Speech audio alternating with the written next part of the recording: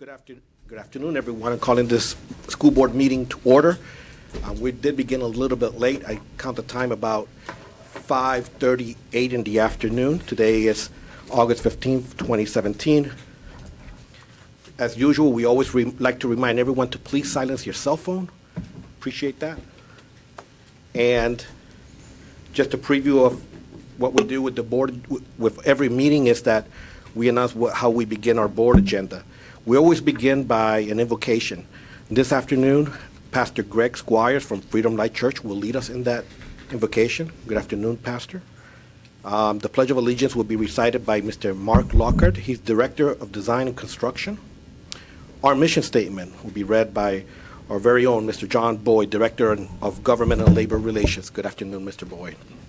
Translation services are brought to us by our multicultural department, Ms. Belinda Reyes, the Executive Director. So at this time, I will invite all of you to please stand, and Mr. Squires, please, to the podium. Let's pray. Father, we thank you so much for the privilege that it is that we have to be able to come before your throne of grace. And I thank you so much that in our county, that, Lord, they allow us to come and pray before these meetings. And as a pastor in this county, I count that a privilege. And I thank you, Lord, for the students that are here in our county. And as they're beginning their school year, I'm asking, Father, that they would come and meet up to this mission statement that we have for our schools in this county, that all the learners would reach their highest potential as responsible, productive citizens.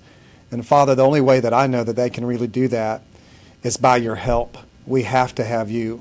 Lord, we have our human limitations, but Lord, then there is the supernatural power of your help that this county needs, that the teachers need, that, Lord, this board needs, that every student needs. And so we're asking you for that, even at the beginning of this school year. And we invite you here into our county. Lord, we need your help.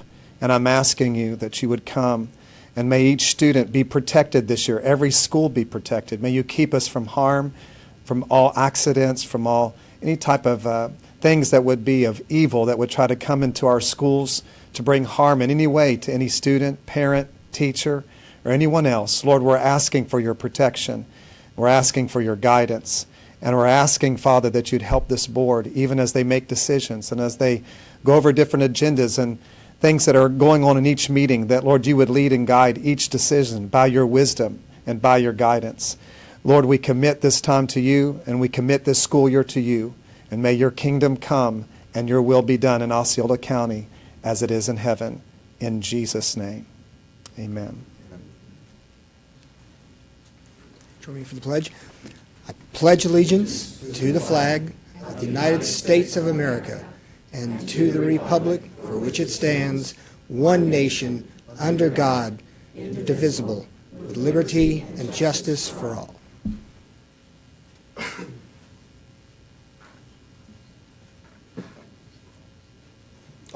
You may be seated. The mission statement of the School District of Osceola County, Florida, is inspiring all learners to reach their highest potential as responsible, productive citizens. Thank you, sir. Good afternoon. Good afternoon. My name is Superintendent. It's my pleasure to provide translation services.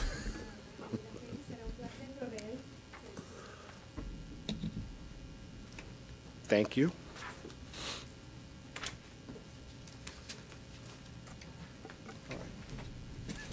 So it is at this time that of our agenda that we invite the board members and the superintendent to make positive comments. Today we'll begin with the superintendent. Yes, thank you so much, Chairman Soto. We've had a great start to the new school year, and I appreciate everyone's support and cooperation as we've done that. I do, however, need to correct one piece of information that was shared at our construction workshop for the record. Within our discussion about Harmony Middle School, option A as a value engineering feature was identified as a potential savings of $6.7 million. And we talked about the fact that that would eliminate the gym. I have since learned in discussions with our architect and GM that that includes all of Building 2, which would be a gym, plus I believe 10 classroom spaces and a CTE space. So I do want to make sure that we reflect for the record that $6.7 million savings is not just a gym. that would include the entire building too within that particular deduction. So I think, we've certainly heard from the board that we have work to do in terms of our value engineering piece, but not the elimination of 10 classrooms as well as a gym for that particular savings. So I'll commit to staff and to our folks that we'll continue to work toward the right number. Very well, thank you, Dr. Pace. Mr. Weishire. Just very briefly, welcome back to another school year. Thank you for everybody throughout the school district that worked so hard for us to start off in such good fashion. It's always exciting to see school starting back up, kids excited about learning, teachers engaged in connecting with their new students and all the community stakeholders. And Superintendent, I want to commend you for your leadership over the summer, making sure everybody was ready to go. Moving a district as large as ours towards opening day is always quite a feat, as you know. And yet again, you've done an exceptional job, and I want you to know I'm grateful for it. Mr. Zach. Okay. Just briefly, I'd just like to make a comment, and that is, I believe we had a pretty good start of the school year, but we do not live in a vacuum. There's been a lot of events that have been happening. In particular, later in the school board meeting towards the end, there's a portion where school board members bring new business. I shared a document, a news article that touched upon how the events that happen in Charlottesville, how our teachers can, tips and ideas on how teachers can talk about it with students. I think it's a very important topic. Board, I handed you those handouts, and I hope that we can have a discussion about that. I think it's very, very important that we help our students understand, not just our students, but parents. It is a difficult subject for a lot of people, but it's not one that we should be silent on. And we definitely can learn a lot from others that have great ideas and a good approach on how to discuss it. And so later on, I just want to give that announcement for those who are interested that there's a part of the school board meeting where we can have those discussions, and I will be bringing that topic up. That's all I have. Mr. Booth? Sure, and I'll try to make it as brief as I can. I debated whether I would say this here tonight or not, but I think I'm going to after the pastor's prayer. After the events that happened this weekend, I walked into church on Sunday morning, and in the cafe area of the church, our Haitian women were standing in their headdress and ready to be in the choir with our Creole ministry upstairs in our church. I looked over to our side room, and I saw our Celebrate Recovery folks, our folks that are in real desperate need in our community of all walks of life, all colors, all creeds. And then I walked by and I saw Mr. Tom Martinez, who leads our Spanish language part of our church. And, it made me think about all the kids in our schools, and we've had a wonderful start to school. I know there's some issues, but what a great place to raise your kid in Osceola County, where they're going to be exposed to kids of all walks of life, kids that speak multiple languages, kids that come from all over the world, different religions. What a wonderful place to raise your kids, and what a wonderful place to be. And I look at this room here tonight and see the diversity in this room, and I just think that we are really, really blessed. Here we have a rich history here in Osceola County. We have an awesome present, and I hope that this board can be part of a great future. So that's all I'm going to say on that. But I was really proud to be an Osceola County resident this Sunday morning and the rest of this week. So, Well said, Mr. Booth. Mr. Chairman, I've got a few. First off, I'll be as far as opening schools, I thought our staff did a great job. The kids were great, so thank you for that. I'd be remiss if I did not recognize, we had a fundraiser this weekend to raise some money for the arts, and I need to recognize Mrs. Thacker, Mrs. Booth, and Mrs. Wheeler for participating enthusiastically to help raise some money. From what I understand, according to Commissioner Arrington, before expenses, they raised over $70,000. So that's very encouraging, and that's real good. And Debbie Famey was there to make sure that we raise money for kids. So I appreciate her being there also. Last night, I did a community forum open house at Celebration K-8 School. First off, I want to thank Celebration K-8 School and their administration for doing a great job hosting it, for community relations for doing a great job getting it set up. We had over 50, maybe as many as 75 people there, and I appreciate them. Mr. Clinch, I appreciate you being there, giving an update on some of the construction projects out there. Dr. Pace, thank you for being out there. We had a young man who's a senior at Celebration High School who is in the marching band, who's an Eagle Scout. I'm very proud of him. His mom came with him. Alex Lowe played the national anthem on saxophone, did a great job. I need to also thank Commissioner Peggy Chowdhury for her participation, Congressman Darren Soto, State Senator Victor Torres, and I joke with Sheriff Russ Gibson was there. I appreciate his participation. Sheriff Gibson didn't know the reason I invited him to participate was because that his uniform is the same color as Celebration K Pride colors, so he came wearing school colors without knowing it. So we appreciate that. We appreciate all of you for all of your help with that. And finally, Mr. Gilbert, Celebration High School, had his open house right before school started. I've got a student who's a senior there, and I was there, and that place, there was an energy there that hasn't been there in quite some time. He is enthusiastic. I texted Dr. Reinhardt, Dr. Fritz, and Dr. Pace after that, and I'll say he was large and in charge, and he was ready to go. So I appreciate that. I appreciate all of you. So those are all my comments, Mr. Chairman. Mr. Black? Yeah, Tammy, you have a picture? I just was reading an old article in the Gazette, and I just thought, based on the conversations we've been having today on buildings, that I thought I might read a little bit of this article to you for a little bit of a history lesson and where this county has gone. Is that where you went to school, Clarence? No, but I think there's one of my grandfathers, or my wife's grandfather went there. That picture, by the way, is what I would be talking about in this article. That was the original Osceola High School, which, for those of you familiar with downtown Kissimmee, is right where the city hall is today. So I'm just going to read a couple blurbs out of here. It's just, I think it's a little bit interesting. For years, it's been a difficult matter to find a reputable citizen of the county bold enough to deny the assertion that the Osceola High School house is a disgrace to the county. Moreover, we especially pride ourselves on our schools, and particularly boast and with justice of our county high school. We are always putting ourselves on the back for the attention we pay to educational matters and the effort we have made to get together an efficient corps of high school teachers. And I'm just skipping some pieces, kind of hitting on the high part, because these are kind of very pertinent still. But all our enthusiasm and pride, we have seemingly been content for years to house our children in a building notoriously unfit for the use for which it was being put. A building that a well-to-do Western farmer would scorn to house his cattle in. The house was originally built by private subscription. This is important to us, and lot was bought in the same way. Neither house nor lot ever cost the county a cent except for repairs. Things have changed a little bit. We know it's been, let's see, it's badly planned, ventilated, affords imperfect light all year round and no warmth in the winter and the coolness in the summer. We know the rooms are too small, the ceiling too low. We know the classes are overcrowded and the children are herded in like a bunch of sheep. We know the roof leaks and the floors are flooded when it rains. We know the sanitary arrangements are wretched. Tallahassee said you couldn't pull it down. Yeah, they failed the custodial report, yeah. Well, I'm going to give you the custodial here. I'm almost done. There have been attempts made to build a new high school. The first was in August of 1892 when a town bond election was held, carried by the requisite 2/3 majority.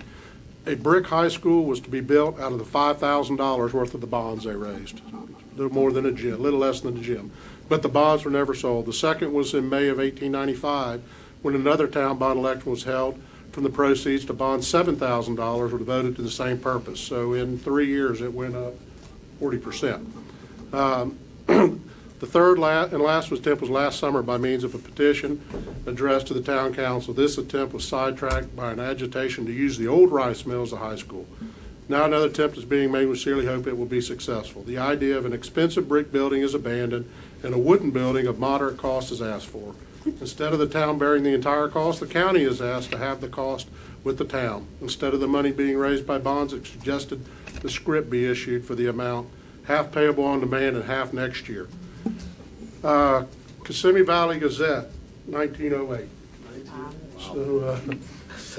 So some things sound very similar. How do we lose that land? We probably traded it.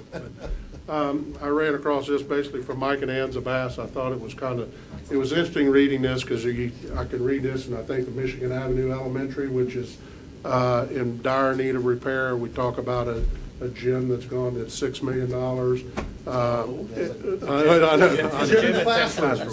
It's a gym at 10. But if you look at that building as the original Osceola High School in this county, things have kind of changed here a little bit, and we've Indeed. kind of gone in the right direction. Indeed. Just thought I would share that. That's awesome. All right. So we come upon the presentation portion of our agenda. I'd like to invite Dr. Peter Straker. He's from REA to the podium, and he will be speaking of recognition for Osceola High School. In your best OHS accent. Good afternoon. Chairman Soto, school board members, Superintendent Pace, esteemed staff and guests. It is my great honour to invite Chairman Soto and Dr. Pace to present Mr. Bronsky Bryant, Assistant Principal, representing Osceola High School, on behalf of Advanced Southern Association of Colleges and Schools Councils on Accreditation and School Improvement, a certificate and banner for achieving the significant milestone of maintaining 100 years of continuous accreditation, which demonstrates the school's commitment to educational quality, operational effectiveness, student achievement, and the school's dedication to continuous improvement and excellence. Dr. Pearson, Chairman Soto. Thank you.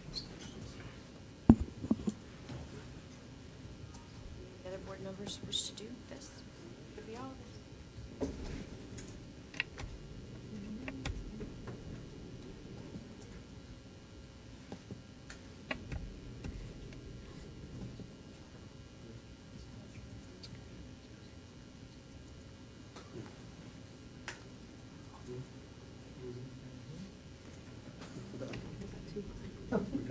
Otherwise, you can't see us.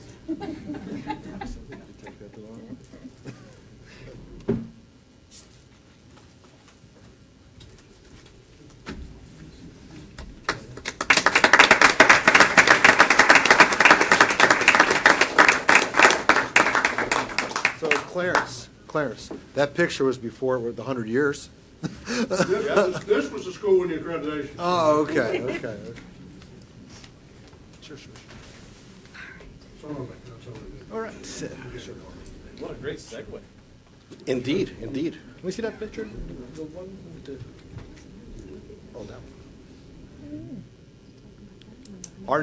Our next item on our agenda is our public comment. We have one public comment for this section. We're holding the public comments for another part that's coming up front where it's more pertinent. So I'd like to invite Ms. Teresa Castillo to the podium. The only thing we ask is that you keep your comments to 3 minutes by rule and speak your name and address into the record. Hi, my name is Teresa Castillo. I live in 1331 Santa Rosa Drive, number 302. First of all, I'd like to say thank you so much to everybody in the board. I have a child in OXA, and everything went very smoothly. She was actually itching to go back to school. She was like, when are we going back to school? So thank you so much for everything you do. And I do want to go ahead and comment on House Bill 7069. I took the day off today so I can be here.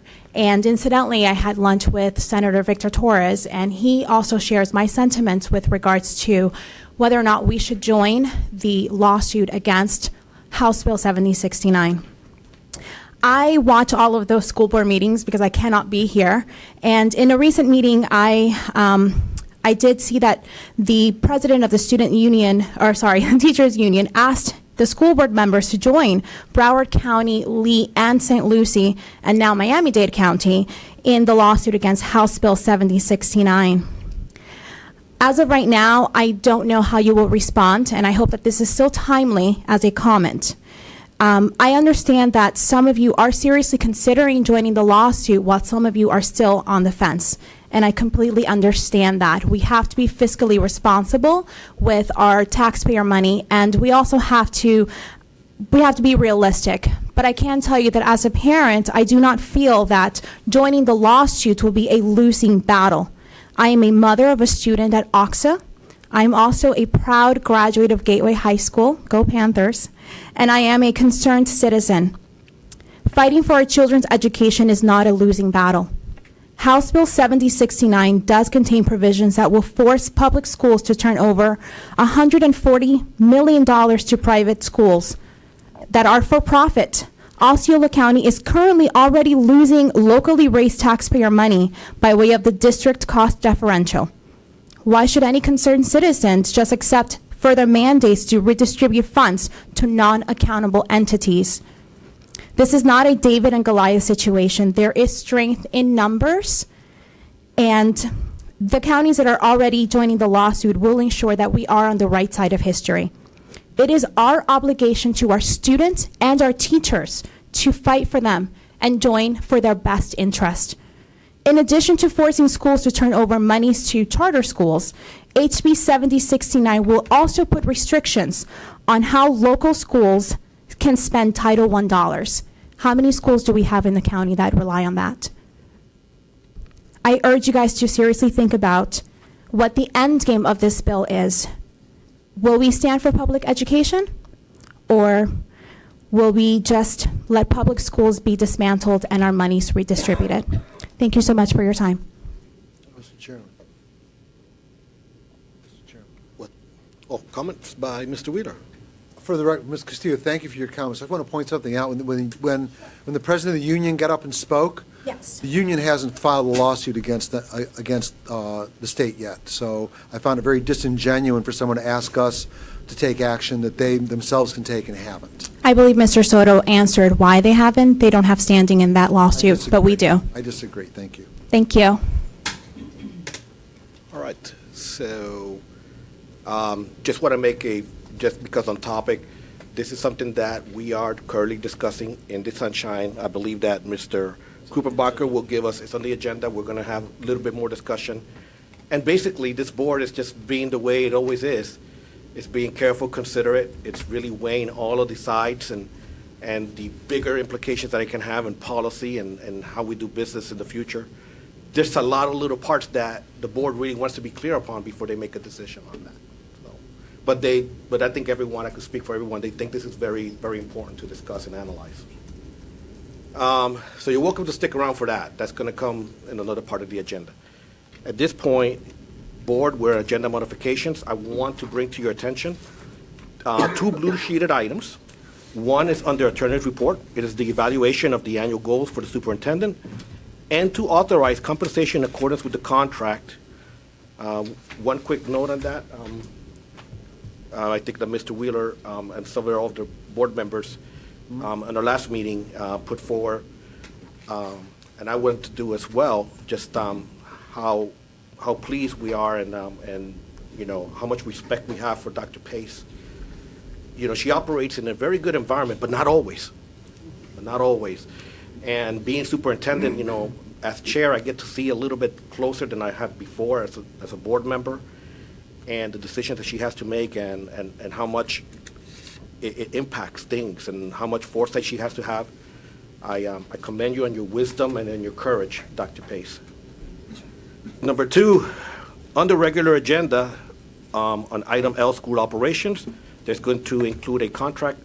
Board, you have those blue sheets in front of you if you have anything to add or discuss when those votes come. So with those things, I'm going to ask, does anyone, yes?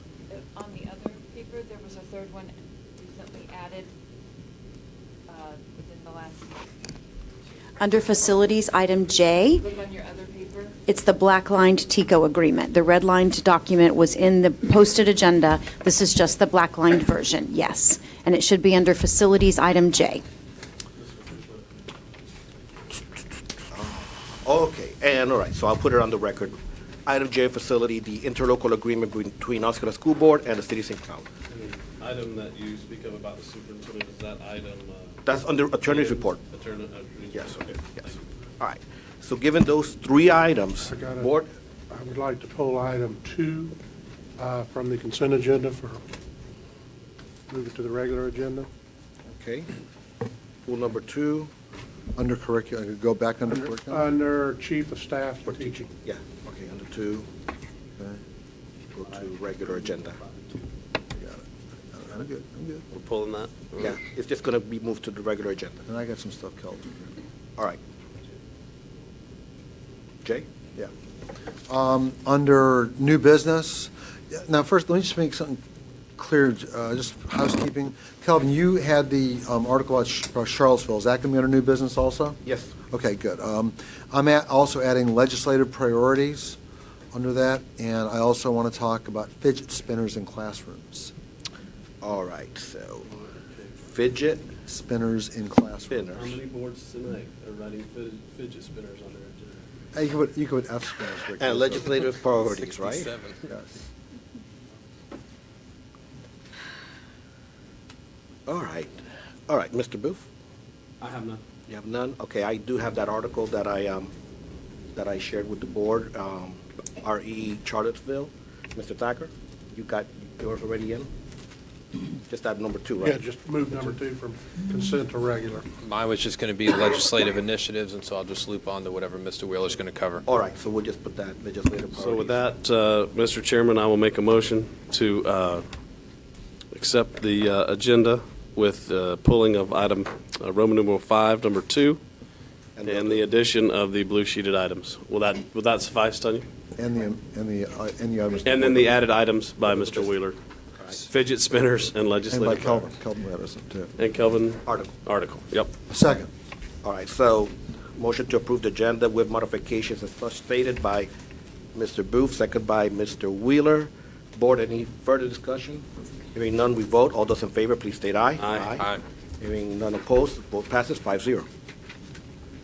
All right, so we do have a rules-making meeting, so I'm going to recess this public board meeting and call to order the public hearing for rules. Mr. Boyd, good afternoon. Good evening, board members and Superintendent Pace. Tonight, we're bringing for your action a request for approval of proposed revisions to the school board rules that we presented at the workshop last month. I'll briefly summarize them, then we would pause for an opportunity for public comment on the rule changes, and then ask for your action tonight at the conclusion of that opportunity for public comment. The first few set of rules that are proposed as changes are new rules. There are 5 of them. 5.141, school choice is a policy required to comply with Section 1002.31 Florida statutes. 5.142, post-secondary enrollment programs is a policy required to comply with recent changes in state law in the legislative session this year. 5.16, educational stability for children in foster care is a policy required to comply with the Every Student Succeeds Act, ESSA, of 2015, Public Law 114.95. 5.122, controlled open enrollment. This policy is required to comply with Section 1002.31 Florida statutes. 5.24, classroom transfer, implements choice options for classroom transfer in Sections 1003.3101 and 1012.42 Florida statutes. The next series of changes are all revisions to existing school board rules. 2.25, school board adopted plans, deletes the out-of-zone procedures and out-of-county procedures for consistency with the school district's controlled open enrollment policy. 2.26, school improvement and education accountability, revises paragraph 2, adds paragraph 6, adds citations section 1002.20, and State School Board Rule 6A-1.09981, Florida Administrative Code. 3.60, flag display and pledge, revises paragraph 2 to comply with current requirements in section 1003.44 Florida statutes and adds a citation section 256.015 Florida statutes. It also, in this version of the proposed changes, Mr. Washire, reflects your request to keep the language that originally was proposed to be deleted. 3.90, charter schools, revises policy to comply with recent changes in state law, update citations. Rule 4.10, the curriculum, clarifies paragraph 4 in order to comply with sections 1003.42, 1008.25 Florida statutes. It deletes paragraph 14, which contained obsolete language. 4.65, virtual instruction, adds paragraph 3, deletes citation for section 1003.428 Florida statutes, which was repealed. It adds a citation for section 1003.4282. 5.20, student assignment, revises the policy to comply with sections 1002.31 and 1002.38. It adds the citation section 1002.20 Florida statutes. 5.321, prohibiting bullying and harassment. The policy has been revised to comply with recent changes in state law and to comply with the Florida Department of Education model policy. 5.80, athletics, revises paragraph 11, adds citations sections 1002.20 and 1002.31 Florida statutes. 5.83, school choice transfer, athletic eligibility, revises paragraph 1C, 1D to comply with recent changes in state law and Florida High School Athletic Association FHSAA guidelines, and it renumbers the policy throughout. 6.101, affirmative action, revises paragraph 2K to replace out-of-zone transfers with school choice applications for consistency with the school district's controlled open enrollment policy. 6.321, employee use of cellular phones, revises paragraphs 2E and 2F in order to support the extension of the school district's Bring Your Own Device initiative, BYOD, to employees. 6.549, sick leave, adds paragraph 2 to articulate the criteria of the school district's sick leave buyback program, which was part of the negotiations of the employee benefit with the Osceola County Education Association. 7.40, fundraising for school projects and activities, revises paragraphs 9A and 9B in order to address federal audit findings. 8.43, competitive sales and fundraising regulations, revises paragraphs 1 through 4 in order to address federal audit findings. 8.60, network acceptable use, adds paragraph 15 through 17 in order to support the extension of the school district's BYOD initiative to employees. 8.601, social media, deletes paragraph 2E and renumbers the policy throughout in order to support the extension of the school district's BOYD initiative to employees. The last two rule changes are just citation-only changes. 6.301, conflict of interest in purchasing, changes the citation for State Board of Education rule. 6B-1.006, Clause 5 to 6A-10.081, Florida Administrative Code. The rule is renumbered. Rule 6.70, staff training, clarifies paragraph 4C, adds citation for section 1012.583, Florida statutes. The next series of changes all affect the student progression plan. These changes affect, or this change affects all three levels of the student progression plan as enumerated on the page numbers in the summary, to update the immunization requirements as directed by the Florida Department of Health. There's a series of changes for all three levels that adds policy language to require the parent to provide a statement from an accepted medical authority if the parent reports a student's illness for 10 or more days during the school year or for 5 or more days during semester. And then the last change that affects all three levels would add policy language to address student withdrawals due to non-attendance.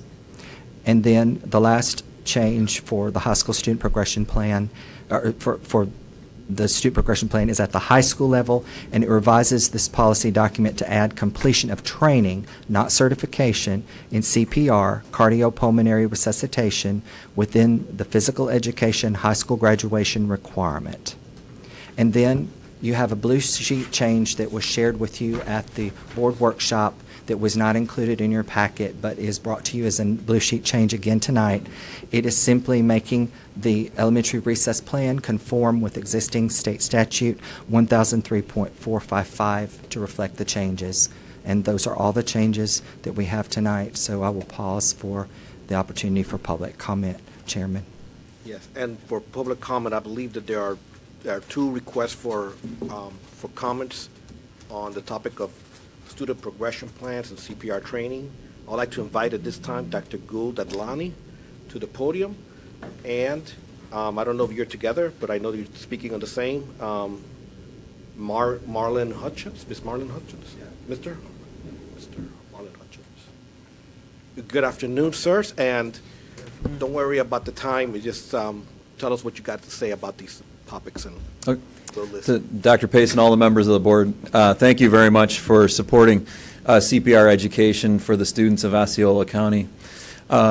When I came here, it was probably just over a year ago when Dr. Wheeler had invited me to talk on the subject. Dr. Glenn, I appreciate you don't have to promote me. I'm Mr. Wheeler. I'm Mr. Wheeler. Thank you. From now on, he's Dr. I'll Wheeler. take what I can get.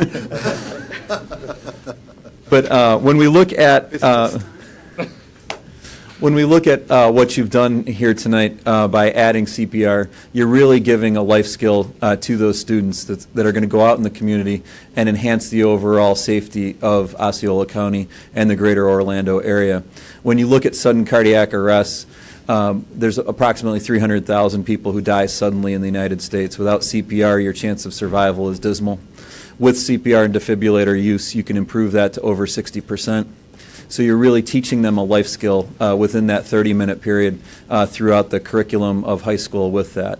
So I wanted to commend everyone on the board and all the teachers and superintendent and administration for supporting this within Osceola County. And on behalf of the Heart Association, I know we've worked over the last year to provide 12 kits for the high schools to have. So there are CPR kits available within your community. So again, I wanted to commend everyone. So thank you very much for making Osceola County and the greater Orlando area a safer place to live. And I would just add the same thing, to add my thanks to the fact that we're doing this, because really it increases people's chances.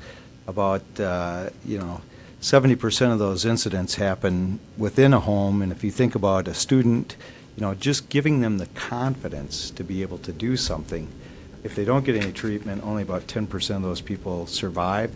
Your chances go up if you get the hands-only CPR, either double or triple. So making students, just giving them the confidence to do that will really have a big impact in our community. So thank you very much for...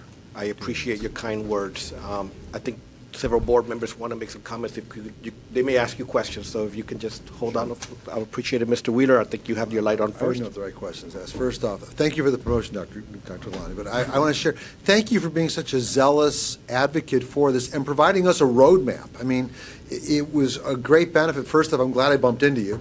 And secondly, I'm glad that you brought your experience having done this before, so that way, we weren't reinventing the wheel, and with your expertise and your guidance, we're here today. So again, I appreciate your efforts and your energies, and this is going to benefit the entire community. Thank you so much. Mr. Booth. I was just going to say, I know how important this training is. A few years back, my brother saved a life, essentially, and he had no training like this, but just talking about training versus certification, all he had done is seen a television program that he, on TLC or something, that he remembered just what to do. So just, like you say, a little bit of training can save someone's life. I mean, he watched something on a TV. At least we'll be doing more in depth, I hope, than just a video. But he was able to save a life just by remembering something he had watched on TV. So I think this is a really great thing, and I thank you. And I know, Mr. Wheeler, this was something you brought forward, and I appreciate it. Yeah.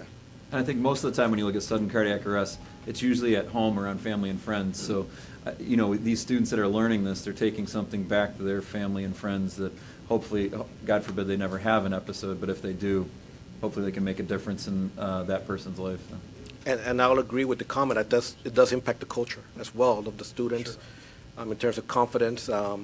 And this board is always looking for any kind of training or anything else that we could get our kids to learn more about. I think that a few years ago we go beyond what's minimum required, for example, with the anti-smoking and the American lung cancer and our policies regarding that. So health for our school children has always been something that every board member here has in the past, I've heard, always look for ways to get the community more involved. And this CPR training is absolutely a step in that direction. I don't think it should be the only step. We probably have more things that we could probably do. And so this is a great thing. for us to It's a keep great them. step towards achieving your mission of making all your students, achieve their highest potential. So, Absolutely, and when they're healthy, I was a researcher before I went to law school in Los Angeles, and I was involved with researching childhood pulmonary disease in Los Angeles County schools, and it was just incredible what I learned from that and how it impacts allergies and asthma, and the cost to the families and the students is just amazing. So yeah, health is part of something that we're always going to be paying attention to, and anything like this that can help our students be healthier and protect each other be even better. Thank you very much. Thank you. And I don't know if there's any other public comments. We're still on that board. Do you have any further comments? Mr. Whiteside? Mr. Thacker? Oh, good. All I just good? want to make sure you. He was just asking if we knew how to take care of him if something happened. I got you. I'm going to pull up a YouTube video real quick. We do have a vote to take, am I correct? on the Yes, rules? sir. All right, so. Need a it's- motion for that? So moved. Second. All right, so on the proposed rules, amendments, and revision, a motion to approve by Mr. Thacker, second by Mr. Wheeler. Board, any further discussion? All right, hearing none, we'll take a vote. All those in favor, please state aye. Aye. Hearing none, vote passes 5-0. Thank you, All Board. right, and we'll adjourn this meeting, we'll make a meeting and reconvene our public board meeting. And we're on information agenda.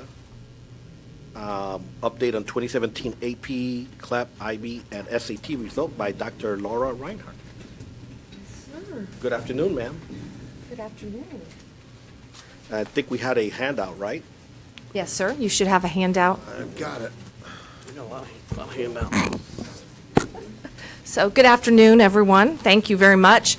My colleagues are here with me to help sort of reinforce the idea that all means all, and that we have a continuum of services from elementary all the way to high school to help prepare our students for many of these, the data and many of these programs that you're about to see an update on this evening. So I appreciate their help and support. This evening, I just want to give you a bit of an update on some of the scores and some of the programs that we've been able to accomplish over the summer, some of the data that wasn't able to give you earlier prior in the summer. So we'll start out looking at our advanced placement data.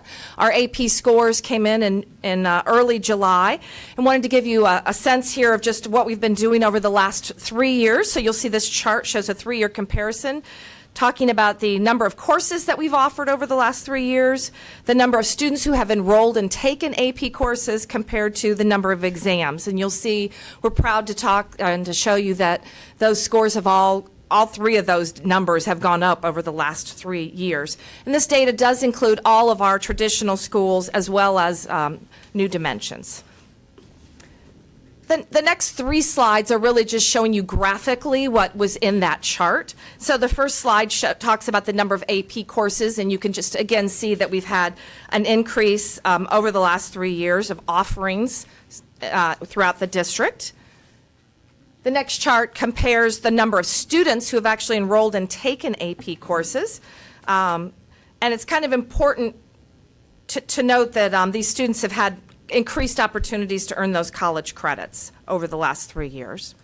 And the next chart just shows the number of exams that have been administered. So not only have we increased the opportunity for students to be able to take courses to earn college credits, but we've also increased the number of exams administered. So more students taking more exams. So we've got over, and I shared this data with you earlier in the year, but we've had over 1,800 more exams taken this last year than prior year. The next chart shows just a comparison of the results from our AP exams. So I just like to kind of point out the first column talks about the number of AP exams that we've administered, and then in that next column you'll see the number of exams that scored a 3 or higher. So students can earn up to a 5 on an AP exam. A 3 is considered the minimal score where the students will start to earn college credits.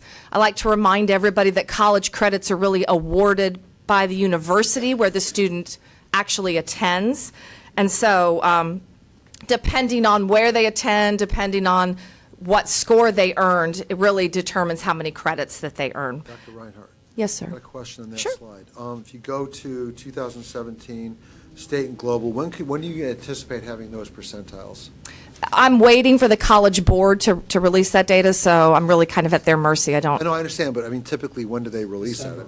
December? Okay, I'd like to know again, I'd like to see this again in December, just to have that perspective with the Absolutely. additional years that are already here. That'd be Just helpful. kind of fill in that chart so you have the Correct. whole three-year Correct. continuum. Absolutely. Thank you. Absolutely, no problem. So as you take a look, you do see the percentage of our district students who have scored a 3 or higher on their AP exams as compared to the state and global average. So I'd like to just point out a couple of things. It's important to note that when we're comparing these pass rates to the state and the global, many of the states, especially in the United States, they don't require their students always to take the AP exam at the end of the course, and some states actually charge students, so the state of Florida does not do that. So all of our students do take the exam, and obviously, so we're seeing a comparison of all of our students. So it does skew the data a little bit when we're comparing to other states in the global. Yes, sir. Do we know, do we have data from our surrounding counties, this kind of historical data, so we can see how we're comparing in terms of a percentage of our pass rate versus the pass rate in Orange County or Lake County or Brevard County, et cetera? It's a great question, and we did look into that. The College Board does not provide comparison data by county, so the only way you can get it is for the actual counties to release it themselves, which not every county has been willing to do that. If they don't, the worst that happens, they'll say no. But I mean, if we could get that, that'd be very, Okay. I don't want to criticize or celebrate, because there's really not, I mean, you got a benchmark against state and global. That doesn't look as good as we'd like for the last 2 years. But I have got no way of knowing how I'm comparing with other surrounding districts. And there may not be a way, but if we don't call, the worst that happens, they'll say no. I will. Mr. Wheeler, I can just tell you, I know Orange County's, they're at 42% this year, but we don't have access to anybody else's. Okay, so now the next question I've got, looking at that 40% number, is it heavily weighted? For instance, are we passing 60% of our kids who take the English or U.S. government AP exam versus 20% of the calculus? I mean, I'd like to see some kind of a breakdown as it relates to, Okay. you know, the courses students are taking, the ones they're more likely to be successful in, the ones they're not as successful in, and how that, again, compares state and globally, and what are we doing right, what are we doing wrong, what do we got to improve? Absolutely. So when I bring that other data back, I can bring that breakdown by course. Thank you. Absolutely. Thank you. The next slide is showing the same data, but I wanted you to kind of see it visually in a graph. And it kind of makes it a little bit easier to see that we actually are closing our gap between our state and global. So although, you know, we are increasing over the last 3 years, you'll see that the distance where we are from our state and global, we're closing in on that. So we have been very intentional about doing some things to try to really improve our, you know, our AP scores. So I appreciate those. I need to ask something right now before we go forward. Sure. I think you'll probably be able to help me. Does any other school district has a similar push or similar, you know, policy on how we're using these exemplar students? Well, some school districts, yes, everybody has a push, but some school districts open access and they take everybody. For example, some districts in the north, every student, whether they're struggling or not, takes an advanced placement course. And so there's some real concerns with doing that, because that's really not building them up to be prepared to be successful. Other districts lower that level down to those students that are below the potential and have maybe a 3 on the FSA scores. What we did, and they're just looking at one metric. Orange County, I can tell you, looks at students that are 3s, and they look at lowering the PSAT AP potential. In our district, we really looked at looking what College Board recommendations were for their default on the PSAT, which is about 60% default. And we also looked at students that were level 4s and 5s.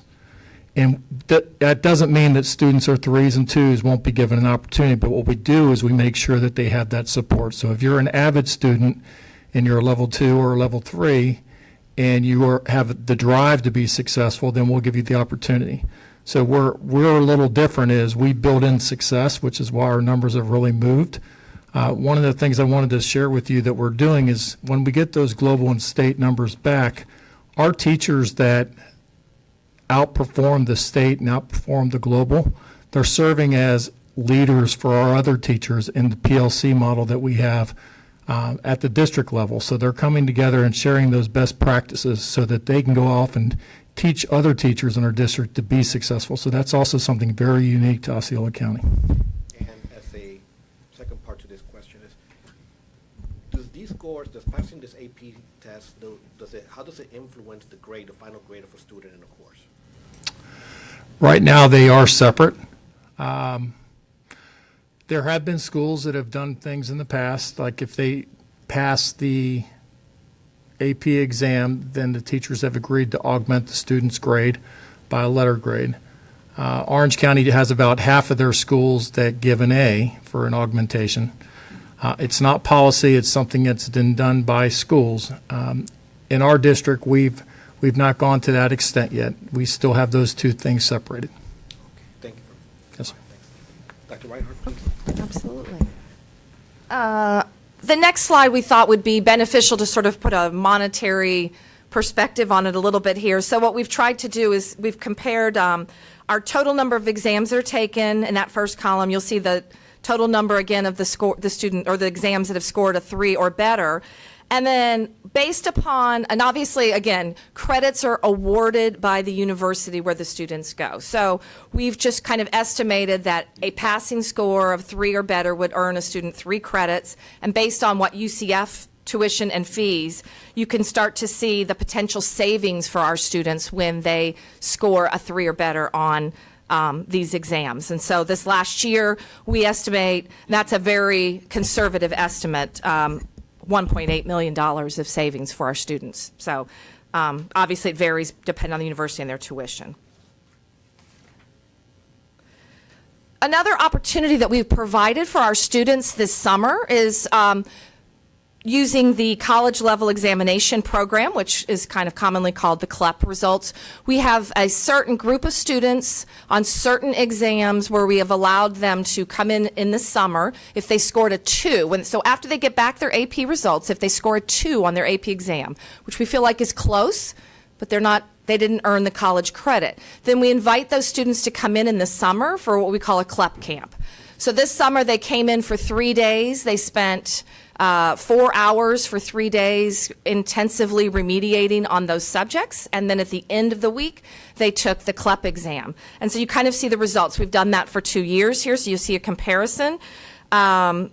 This year we had 60 students test, and 27 of the students we already know have received a passing score on the CLEP exam. We still have 24 students waiting. They don't have their results yet because the portion, for the language portion, there's a writing component, and so that takes time for them to get the results back to us. So we really anticipate that passing rate is going to increase. When will they get those results? I don't have an exact date, but I know they said it would take a few weeks to get it back. So similar to the AP when they have to score them, so they have to. So you have by mid-September? Yes, we should. Okay. So I'll make sure, obviously we'll bring that data back as well. Yep. Okay. And our other program that we wanted to update you on because the data came in this summer was also our International Baccalaureate data. So again, you'll see a 3-year comparison of our diploma rate. So in that first column, you'll see the number of IB seniors in each of our 2 IB high schools. Remember, the diploma program for our IB high school programs is a 2-year program, but we're just comparing the seniors and the number of seniors who received IB diplomas over the last 3 years. And then you'll see our district diploma rate for our IB programs, as well as a comparison to the global diploma rate. So obviously that is an international rate.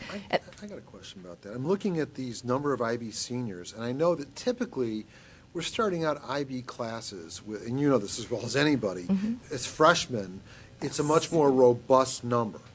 And we're losing, I know we lose students going into their junior year who are fully capable of doing well in IB, but for whatever reason, how do we retain those students? It's an excellent question to continue to work on. I know one of the things that we're starting is we're going to bring in our 2 high schools. We have a meeting set up in September for us to talk about best practices, some of that retention rates, how do we recruit, consistency across our 2 diploma programs. Students sometimes they just make those choices, Mr. Wheeler. I know, but I know students specifically who have entered into IB, done well, and by the time they get to their junior year, they make a decision, well, I'm better off doing AP or whatever. And these are bright kids who were doing well in IB who didn't decide to just, take basket weaving. I mean, they're still taking a rigorous curriculum. How do we keep them in IB? And I don't know the answer to that. Yeah, it's an excellent question to explore. I've got, maybe if I show you the next chart, one of the things I think that for example, Gateway has been, I think, working on is IB does allow students to go the full diploma program, which we kind of like to describe it. That's the full menu. They have to take everything, all core academic subjects, the foreign language, the EE, the extended essay. They have to do all components. But they also allow students to participate in certificates. And so I know Gateway has done some of that, where they've allowed students to it's more like AP, where they're picking and choosing, but they don't have the opportunity then to complete the entire program and get the diploma. So you kind of see when you look at this next set of data that some of that a little bit I think is reflected in what you see here with our two high schools. Since 2015, Celebration High School, I know that class intimately well, and we had 54 students, seniors in it, but I know there was 100+ students that started out in that class. And, I mean, you were there. I'm just wondering, how did we lose 45%? I mean, and I'm not looking for an answer. I mean, that was, I mean, it was 100+. I know that because I went through all the orientations with all those kids and all those parents. And it just, and the kids who ended up in it were great. I'm not knocking them, but the kids who started out were great too. How does the number get whittled down so far? Probably it's a great idea for us to really start talking to those kids and finding out why they're making that choice. Remember, when they come in as freshmen, they're not in the IB program. Right, so they're really not getting into the diploma program until their junior year. But Mr. Wheeler, one of the things that Dr. Reinhardt and I have really worked with the high school principals on this year is making sure that there's a real connection between the core instruction and tutoring. And so we're looking at, like, the storm period, the surge, the surge and celebration, and how of our principals making sure that the problem with tutoring in the past and why it fails is when it becomes busy work and it's not linked to the actual instruction that's going on in the classroom. So part of the work that actually all 3 assistant superintendents and I are doing with the principals is making sure that there's a continuation of service from what's happening today into the classroom to the tutoring period that later on that day or later on that week. That really is the missing link. That's why students sometimes struggle, because they get overwhelmed, and there's no better time to intervene than when they're actually struggling to keep them in a program. So we're hoping that we're going to make some big changes with our tutoring in our schools. Okay. Thank you. Yes, sir. And the kind of the final portion I wanted to share with you was just, we've talked a lot and I've shared with you data from the SAT school day, but this I really wanted to focus in on talking about the college and career readiness of our juniors. And so if you'll recall, back in March, all of our juniors, we provided an opportunity for all of our juniors to take the SAT. And this chart just shows you a comparison. It breaks down the 2 components for them, the evidence-based reading and writing, as well as the math. And you can see that our district mean was 933. When you compare that, the state mean for the SAT test was 973, and the global mean was 954.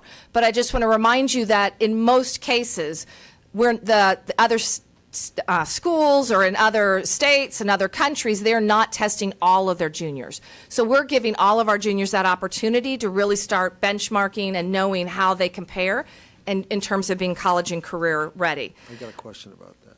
What kind of test prep are we doing for these students? What are we offering them for test preparation?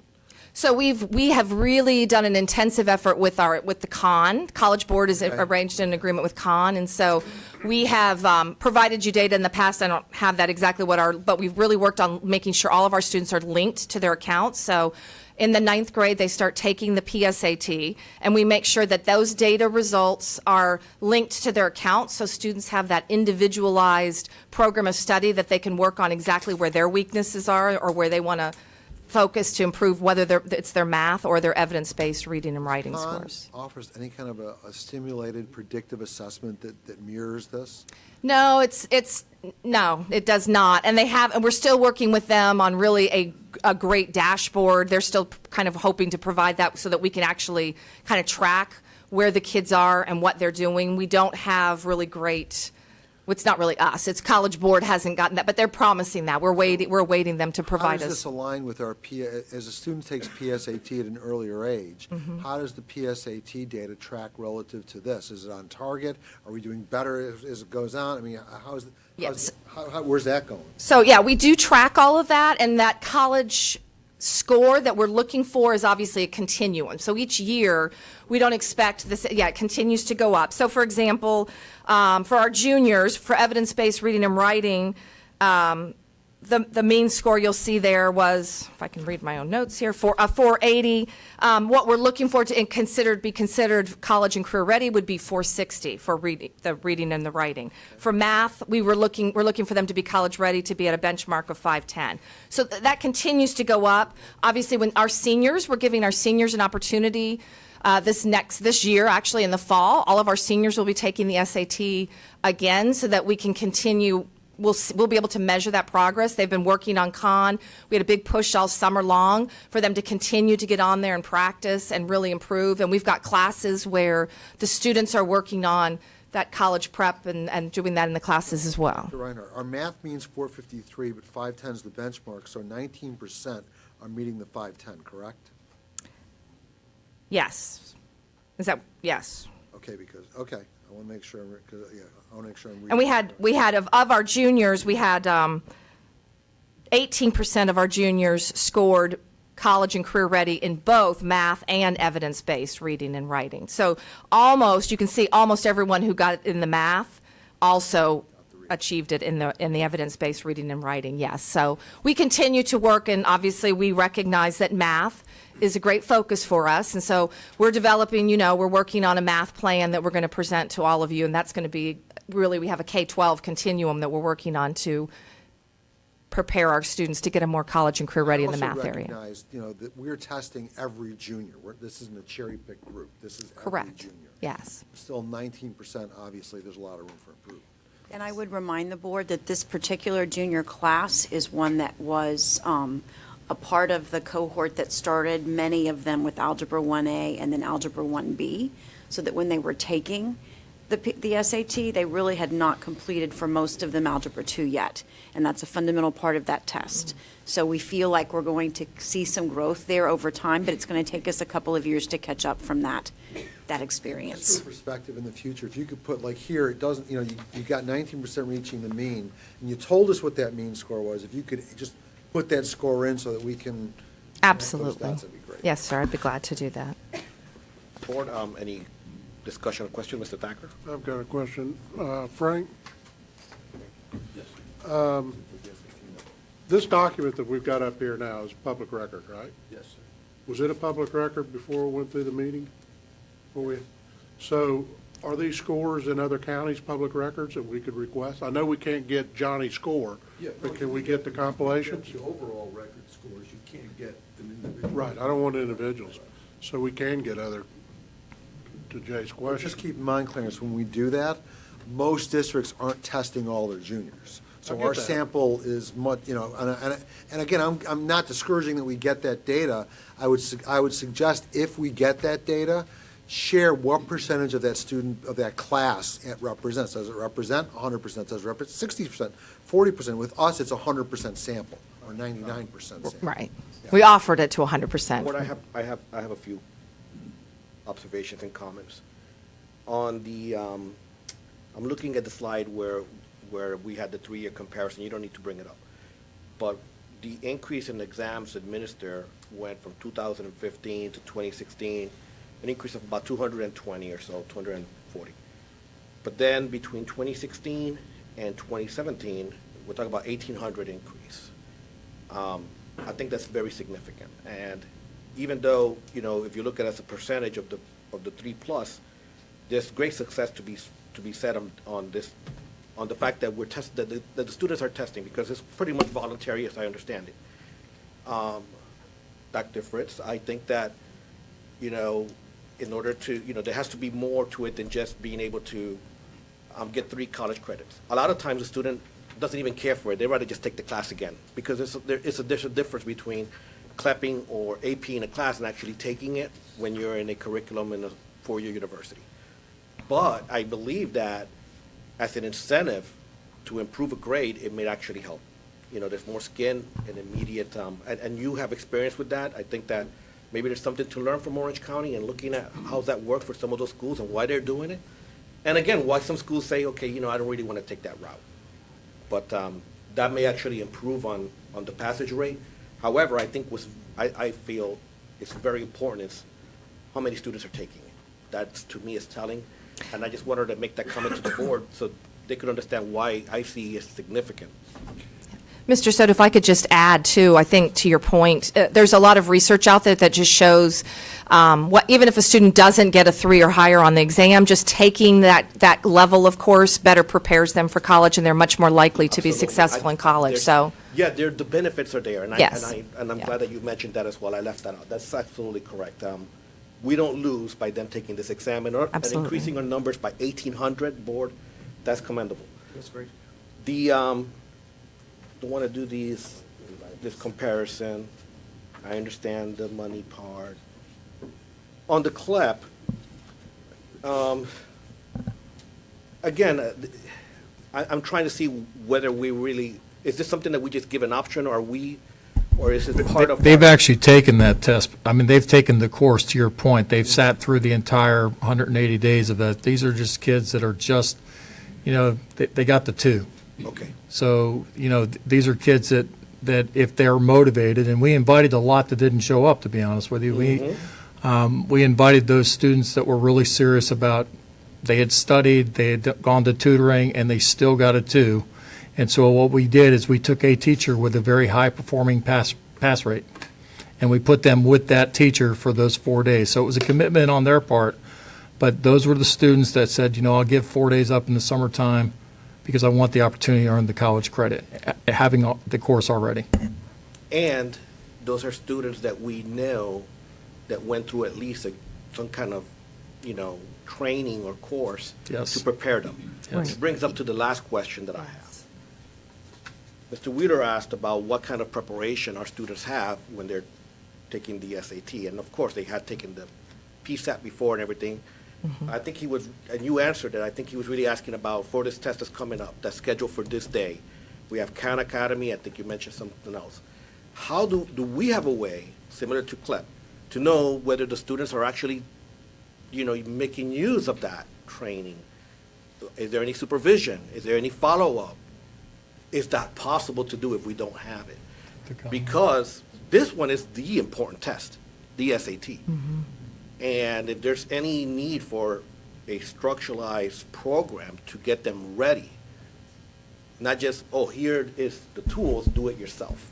Where we can, and it'll be helpful for us to also know how effective that preparation is. I mean, this is a large sample size. We could really learn a lot about what works and what doesn't. yes. Would you want to? Well, we have asked all the high schools to put a plan in for Khan and how to implement it during the school day, so that it's not just left up to students at home, because some of our students don't have access to it at home.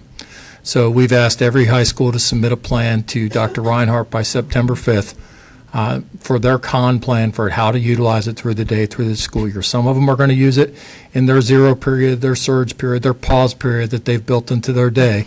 Others are going to build it right into their English and math courses as part of the curriculum. And Khan cannot be the only prep, am I correct? Is there anything else we can offer besides that? Yeah, there are. I mean, I don't know exactly what each individual school, but I can get that information. But certainly there are other preparation books and programs, and the College Board has practice online as well, too. I mean, there are lots and lots of resources, yes, to help for them to keep working and building their skills. So kind of back to Dr. Pace's point, obviously we want to make sure that they've gotten through Algebra 2 and successfully, because a lot of that content is what is on the SAT. Very well. I got a question. Yes, Mr. Wheeler. And I appreciate that we're giving this test to every junior, and I think that's great. But the question I've got is, just like any test almost, I mean, when you give it to everybody, there's going to be a certain percentage of students who may not take it terribly seriously, and they may Christmas tree it, et cetera. And I just don't know that, I'm not a big fan of a one-size-fits-all, like everybody's a round peg in a round hole, but which is not to suggest I want to take opportunities away from somebody also.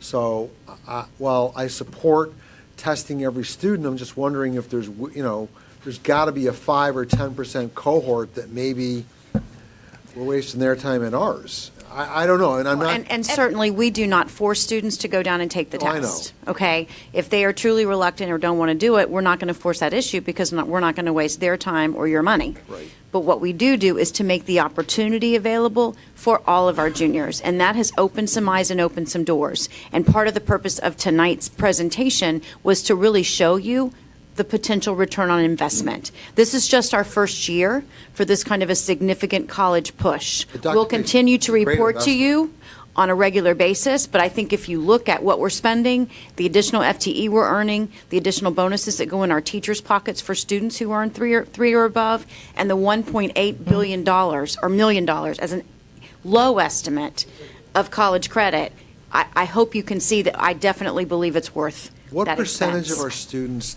decline to take the SAT? Do we have any idea? 2%, 1%? I do not 3%, know that. 5%? I do not know that number. I'd be curious, and I don't need to know it right now. But Mr. Wheeler, to your point, we're talking about students, ages of 15 to 17. Right. Oh, I It's get not it. just, you leave it up to them. There's going to be an encouragement that we have to do. We are not just educators, but we're education leaders. So we definitely want to go ahead and have a structured to prepare.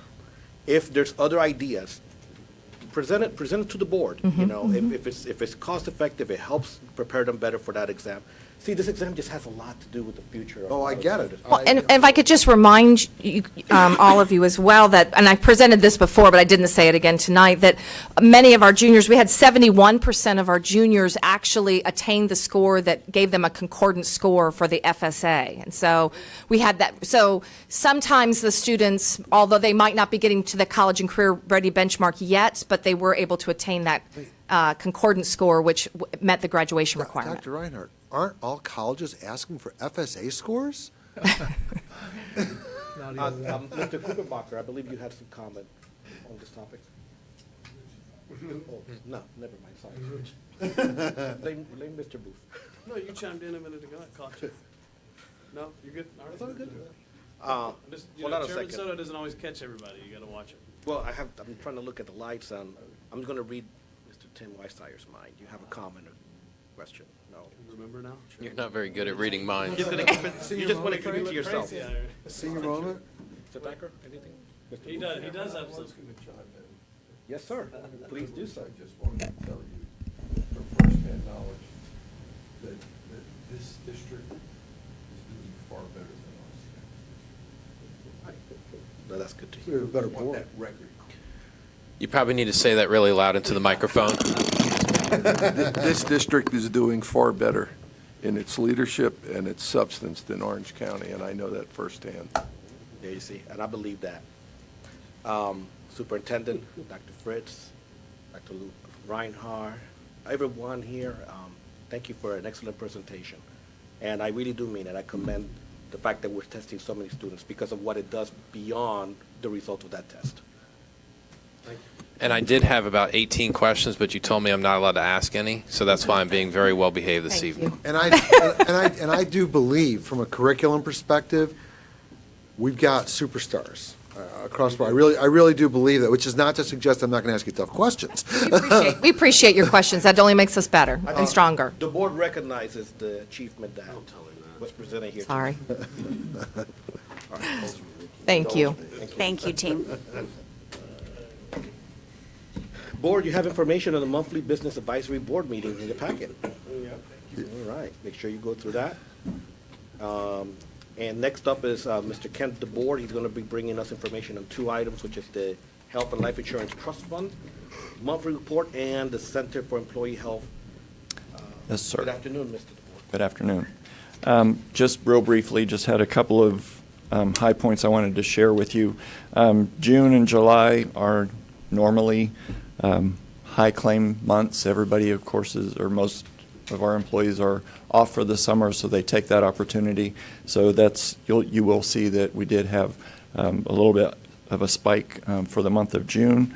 But I will share with you also that we are experiencing some high dollar claims that are also driving those costs up. So What, I want to know, without getting in too specific, that we should talk about these high dollar claims. What are they like? Well, you'll see there's on the 12-month rolling, actually the first page, the graph, there's a column there that's got a red number in the column, and that is our reinsurance, or stop-loss insurance. So we have, for each individual claim, we have a reinsurance that we purchase that covers us. The trust fund is responsible for the first $8.5 million, and then anything, or $850,000. I'm sorry. No, sorry. You're giving me a heart attack. Sorry. Okay. I knew we had a high stop loss deductible, but it wasn't $8 million. No, $850,000. So anything that goes over that $850,000 is reimbursed by that reinsurer. So we have actually we have a claim, or a combination of claims that have exceeded that amount, and are expecting reimbursement of $121,000, and actually anticipate that going up. So, sorry about that. Is there a collection of claims or individual? Each, it's on each individual. Yeah, it's not we don't purchase the aggregate coverage, which covers the entire cost of the plan, but this is on specific individual claims. And then basically on the, pardon me? There are not many of those, I imagine. I can tell numbers of claims that need to go to the reinsurer. Well, this year is the first time we've gotten to the point where we've actually exceeded. So I don't know exactly how many. I'd rather not. If you got those kind of questions, I'd be happy to sit down with you and share that information with you. And that would go for anybody that would like to have.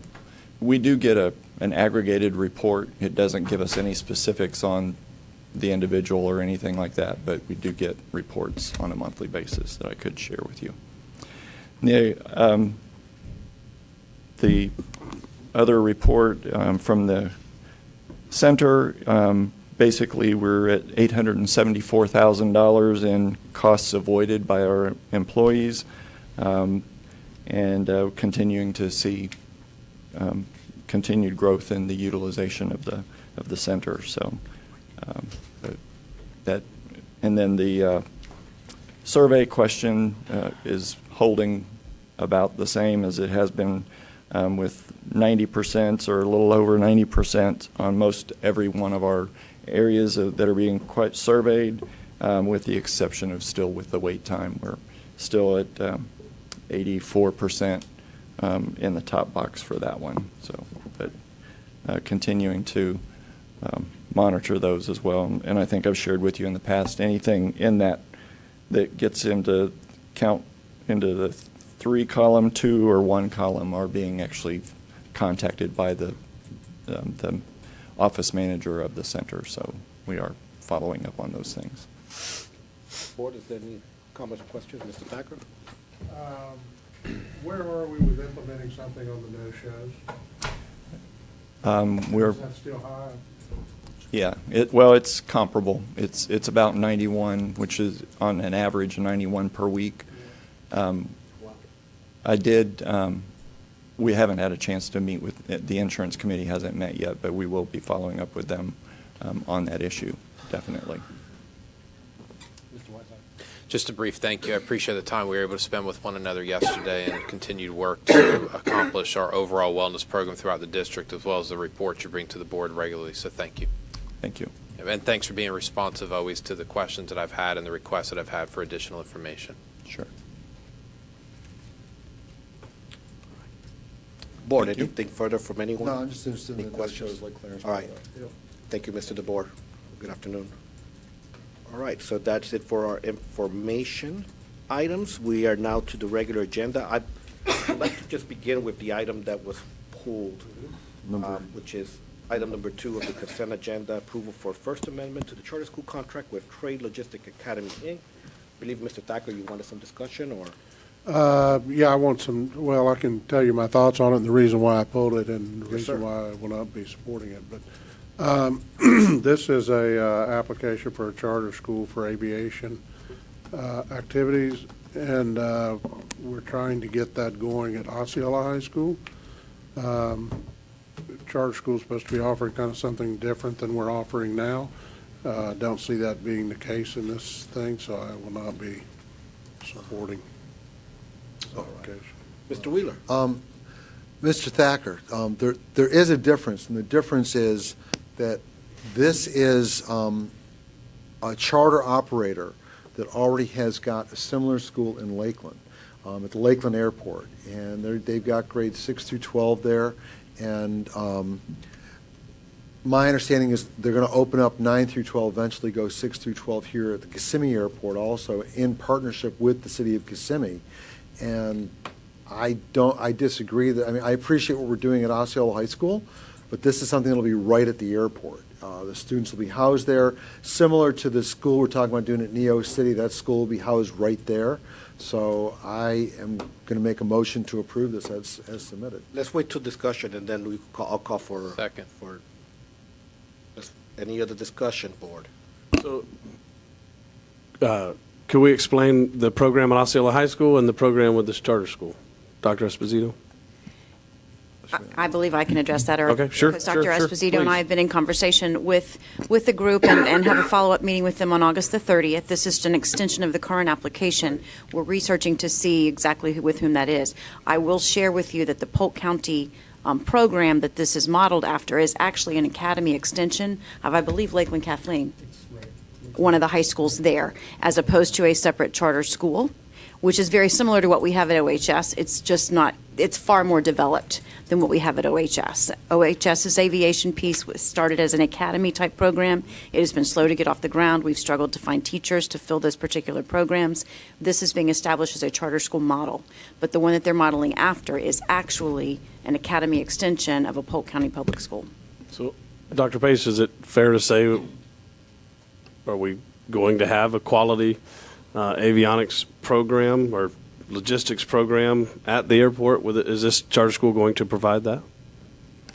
As I said, we're still in discussion. What this recommendation does is to give them this additional year for planning purposes, and Dr. Esposito and I will be working with them very carefully. We have a meeting on August the 30th, and then Mr. Weishire and I are making a follow-up visit in September to the program in Polk County. Mr. Chairman. You know, hold on, Mr. Wheeler. I don't have a light. I turned it on. So here's, I know. You are the light. I know, I'm very judicious as to when I get in. I'd really like to listen to you all first. But my question is similar to Mr. Booth, but it concerns about, right now, we just had a presentation from our curriculum and instruction and dealing with, testing, with AP. One of the things that we put a lot of effort and focus in is into the curriculum of our students, so we could prepare them, for life in general, for what they have to do. And, find that we have a charter school that wants to teach avionics and everything, but what has been presented to the district that this charter school is going to be successful in the other areas of academics, not important. for example, to prepare the students for college or for the exams that are coming up, or just basic literacy and mathematics. Is the district really satisfied with that progression, or is it just we're just going to approve it based on the curriculum of avionics? I don't believe anyone on this curriculum team was in a position to review the application when it was originally submitted a couple of years ago. That's why I have asked for some additional information from the group and plan follow-up meetings to dig a little bit more deeply into their application and to ensure that what they promise in the application is quality and that they intend to fulfill it. Mr. Chairman. Yeah, Mr. Wheeler. The Kissimmee Mayor Alvarez has, he's been talking to me at length about it, and I've asked him some very specific questions. I mean, one of my issues all along, and I said this to him, is, having an aviation program, an electrician program, an HVAC program, those are all great, but finding instructors is, that's the wild card. That's why we've had some problems with Osceola High School. It's not because it's not a good idea. Finding those instructors. They've got the Kissimmee Airport project for this school. He's got one of his FBOs, Signature Air, is on board with this also, which I found very encouraging. And because Signature Air was on board and the city is involved with it, I think this can be a good program for us. I mean, it's not typical. Charters were originally set up to do some sort of niche type of education. They weren't. They've morphed into something that's really more mainstream. But charters were set up for students who were going down a non-traditional path. Either they had maybe an ESE issue, or there was a very strict science, math, health services, career training, et cetera. I think that this can be good for us. And to your point, Mr. Thacker, aviation at Osceola High School has been something they've been wanting to do for a long time. There's nothing wrong with some healthy competition, and if the city can do it better and more focused, where they get students who maybe don't flourish in a traditional 2,000 or 2,500 student setting, that this may be a good thing. So I've got faith in the mayor. I've got faith in Dr. Pace also. They're looking for a planning year, and I'm willing to give them this extension. I don't see a downside to this, getting this in the community, especially with Signature on board, and it's going to be on the airport grounds. It's going to be on city grounds. Hi, Mr. Krupenbach. Can I, when you're done discussing this topic, if I could say something? All right, I'll come back to you. Mr. Whiteside. I think Mr. Wheeler's done a good job of outlining some of the points that I would have made. I do know that Mr. Smalls is here as well, who is the one who has helped create the program over in Lakeland. I've actually had firsthand experience of being on that school, seeing how it functions, seeing some of the aspects that it would also be bringing here. So I'd certainly welcome the opportunity to hear from him this evening as well. I'd also point out that when the charter application was brought to us, and I don't remember if it was this exact board or a different variation of our board, but we were excited about this idea. We were excited about it coming to Osceola County. We were excited about the idea of having an innovative project. We've also made comments in the past, and similar to what Mr. Wheeler just alluded to, that charters, and I think what Mr. Thacker even alluded to a little bit, where the charters are supposed to be innovative. And here you have one that's innovative, and then we're talking about not extending it, and yet if any school is going to capture the general spirit of charters, which is bringing something different and innovative to education, this one certainly does. So, and on the partner side, I talked to the mayor, had a meeting with the superintendent. There's more partners in that as well. There's like Spirit Airlines and some others. I don't know. I don't remember all of the stakeholders that they have, but there's a number of people and industry partners that are also lining up with this as well. So, and as I talk about later on, general knowledge exam and some of those other things we get in a legislative piece, the barriers that may exist for bringing in teachers, they're working strategically to make sure there aren't barriers, much like we've had at Osceola High School, to get anything off the ground for a number of years.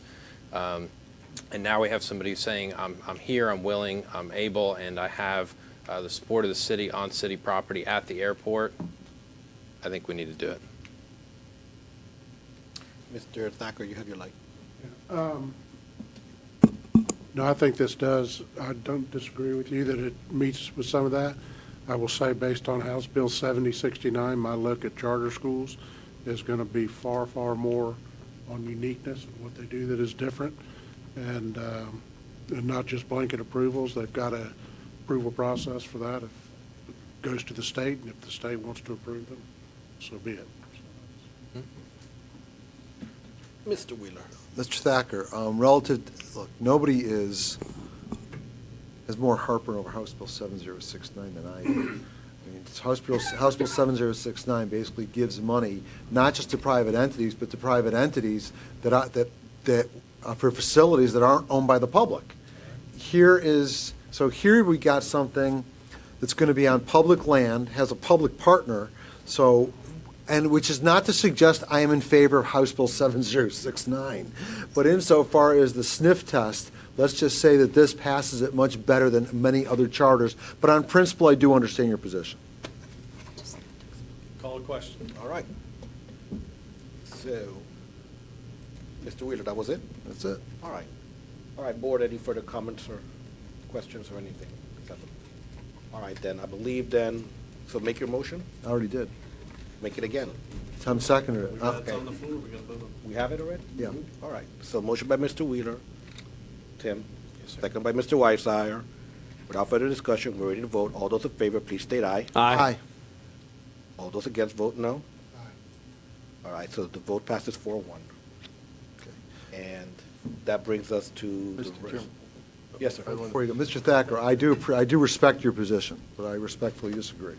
Dr. Pace, simply before I forget, if you would want to pick the appropriate people, I'll arrange them to meet with the leadership team at OIA to see among the 18,000, can they help you find teachers, one, and are there things they can, with all the airlines out there, that we can do to partner with Osceola High School to make it?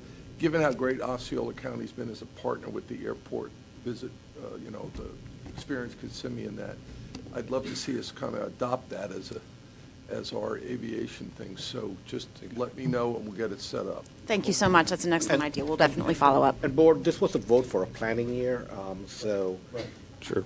by all means, I really, really expect the school district administration to do an honest assessment, help them where they need help. I already stated what my concerns are. Yes, sir. Okay, and that is that the education has to be complete, right? It can't just be a gimmick for one thing and then fail on the others. And I think that everybody here agrees. And please do not bring a recommendation for approval if that hasn't been met. Yes, sir. And I wouldn't want to see this. I don't know who would be the board chair, but I wouldn't want to see something like this in the consent agenda. This is something that really needs to be in the regular agenda. Yes, sir. Well noted. We'll take that into consideration. Thank you. I appreciate that. So we're down to the rest of the regular agenda items. Mr. Chairman, I'll make a motion to approve item A under curriculum and instruction. Second. A motion to approve item A by Mr. Booth, second by Mr. Weissier. Board, any discussion? Hearing none, we vote. All those in favor, please state aye. Aye. Hearing none opposed, the vote passes 5-0. We got more items. Move for approval of item B. Second. Motion by Mr. Thacker to approve item B, second by Mr. Wheeler. Board, any discussion? Hearing none, we vote. All those in favor, please state aye. Aye. Hearing none against, the vote passes 5-0. Mr. Chair, I'll make a motion to approve under Roman numeral 9, item C is submitted. Motion to approve by Mr. Wheeler. Okay. Anybody's going to second? I'll second it and discussion. Okay. I got Second by Mr. got Booth. discussion too. My discussion is, I see that we are headed back to what we did to end last school year, where we're taking the day, not putting the days, taking all the whole week off at Thanksgiving and going after Memorial Day. Could I have an explanation on that, please? Mr. Phelps worked with the calendar committee, and that was their consensus that it was going to be able to work this time more effectively. Tom, you want to give him any more details on that? Please. Sure. The calendar committee met. We gave them two versions. Both versions are provided for your review as well. The recommended one from the committee was version A, which does allow us to start for the Monday as opposed to as early as the 10th of August, which statute allows us to do. We still are able to complete our semester before the winter break, but when we do those things, it does push us to finish up after Memorial Day. The only days that we really have to kind of, I guess, play with or flex out would be the holidays that we currently have, our Veterans Day, a few days at Thanksgiving week, which we did tap into this week, this particular year's calendar, and also Rodeo Day. Those are the only days really that we have to kind of make it work and still get in our 180 days throughout the school year. This calendar does present some challenges in terms of you have less equality with the 4-9 weeks. Yes, They aren't I see completely that. evenly Mhm. divided. You know, there are pros and cons to every calendar choice you make. Yeah, absolutely. So that if we was one of the start things on that they the, decided. so essentially to get out before Memorial Day, we've got to start on that Friday the 10th, still add the 2 days in at Thanksgiving. That's correct. But wait a minute. What about, we don't go back until the 4th of January? I mean, everybody else goes back to work on the 2nd, what day is it? We go back on the 7th of January. 7th of January. Why not go back on the 2nd? 2nd, 3rd, and 4th? Well, What day, I don't have my calendar in front. I looked at it, but now I'm thinking I might have looked at last year's calendar. Well, classes resume on Tuesday the 8th on calendar A. Is that what it is? Oh, yeah, there's another student holiday on the 7th.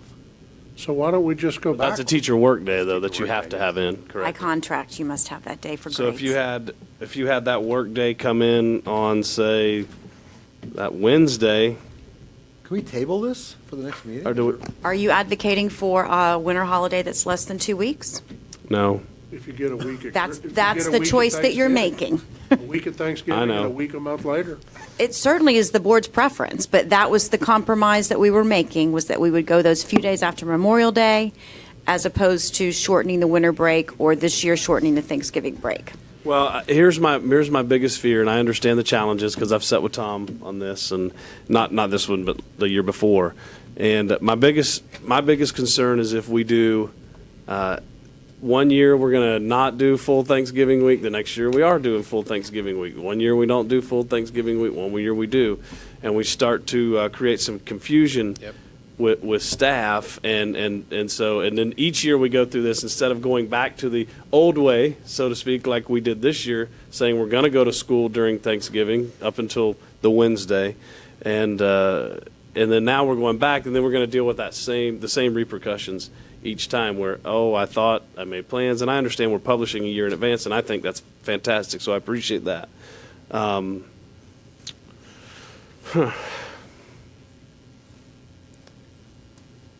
Mr. Weishares is light on. Let him We speak. get another light going here. Mr. Thacker.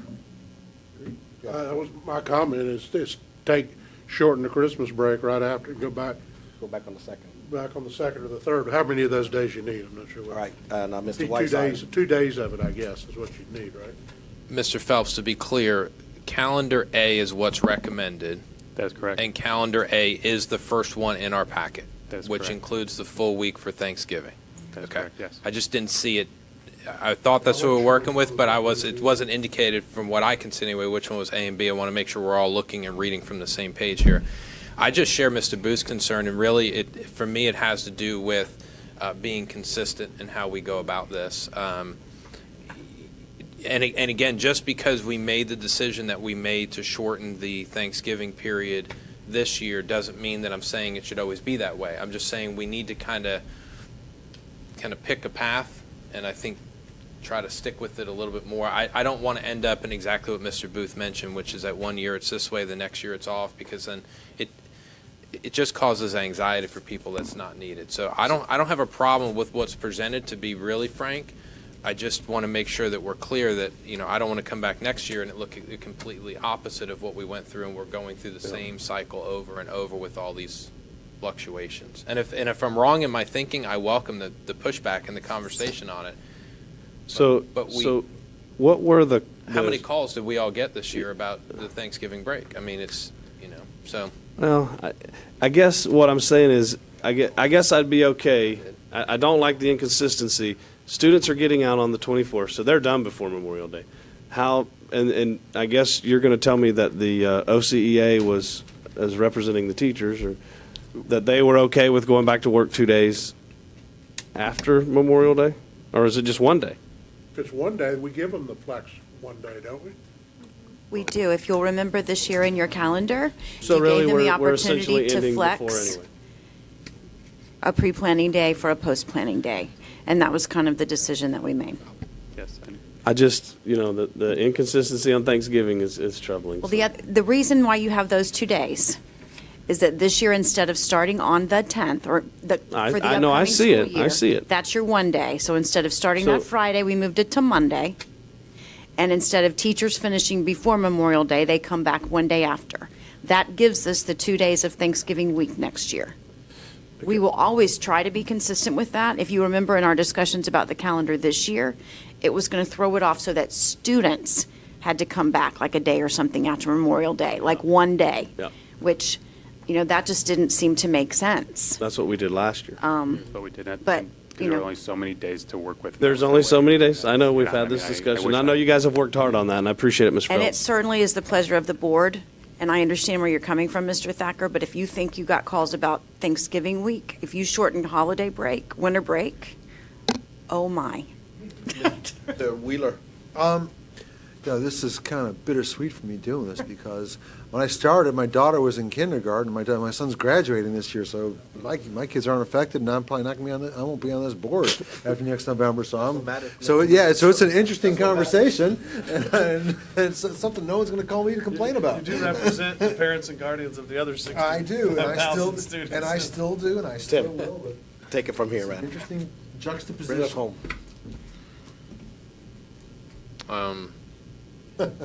My comment was simply going to be that I value that you guys spend a lot of time trying to figure this out. I really do. And, even comments as we sit here, I don't want it to be lost that I know there's no perfect solution to this. There's so many things that we're trying to accommodate as we create these schedules. So I don't want that to be lost, Mr. Phelps in particular. As far as the 9 weeks, are there, and the all not aligning right and how that's all worked out, because I did talk to some people this year as well, unrelated to specifically to our county, but just in theory, like, hey, how come you guys call it a 9 weeks, but yet it's lopsided this way? Is there anything in that regard that, as a school board, we should be concerned about or thinking of? Are there some negatives that we haven't maybe thought about or talked about with that? One of the things that we did this year with the calendar by giving up Thanksgiving was to kind of more equalize those grading periods. With this particular calendar, it just really doesn't work to finish first semester by winter break and have it start at a reasonable time. And then we always try to schedule the end of the third 9 weeks around spring break. There are those kinds of things that we typically try to build in. Typically, it's not as frustrating for teachers to have longer 9 weeks periods in the third and fourth quarter than in the short first and second quarter because of the testing days that they lose. And so that's kind of the balance that you strike there. Okay. So, Board, I'm going to yield to the recommendation of the superintendent on this one in the committee, which is to go forward with calendar A. Which is, to be clear, the Thanksgiving off. Yeah, the Yes. whole week. I'll second that. Well, there's already been a. Oh, Here's a motion. Jay made the motion. Yes, I did. that was a long time ago. Call the question. I remember. Ricky remembered. All right, hearing no further discussion on a motion made by Mr. Wheeler, second by Mr. Booth, to approve item C, academic calendar. Board, we vote. Aye. Aye. State aye. Aye. Aye. Aye. Okay. Hearing none opposed, the vote passes 5-0. Yes, sir. Okay, there's more items. Under Business and Finance, Roman numeral 11, I'll make a motion to approve items D and E as submitted. Second. A motion by Mr. Wheeler to approve D and E, second by Mr. Weissier. Board, any discussion? Hearing none, we take a vote. All those in favor, please state aye. Aye. Opposed, hearing none, vote passes 5-0.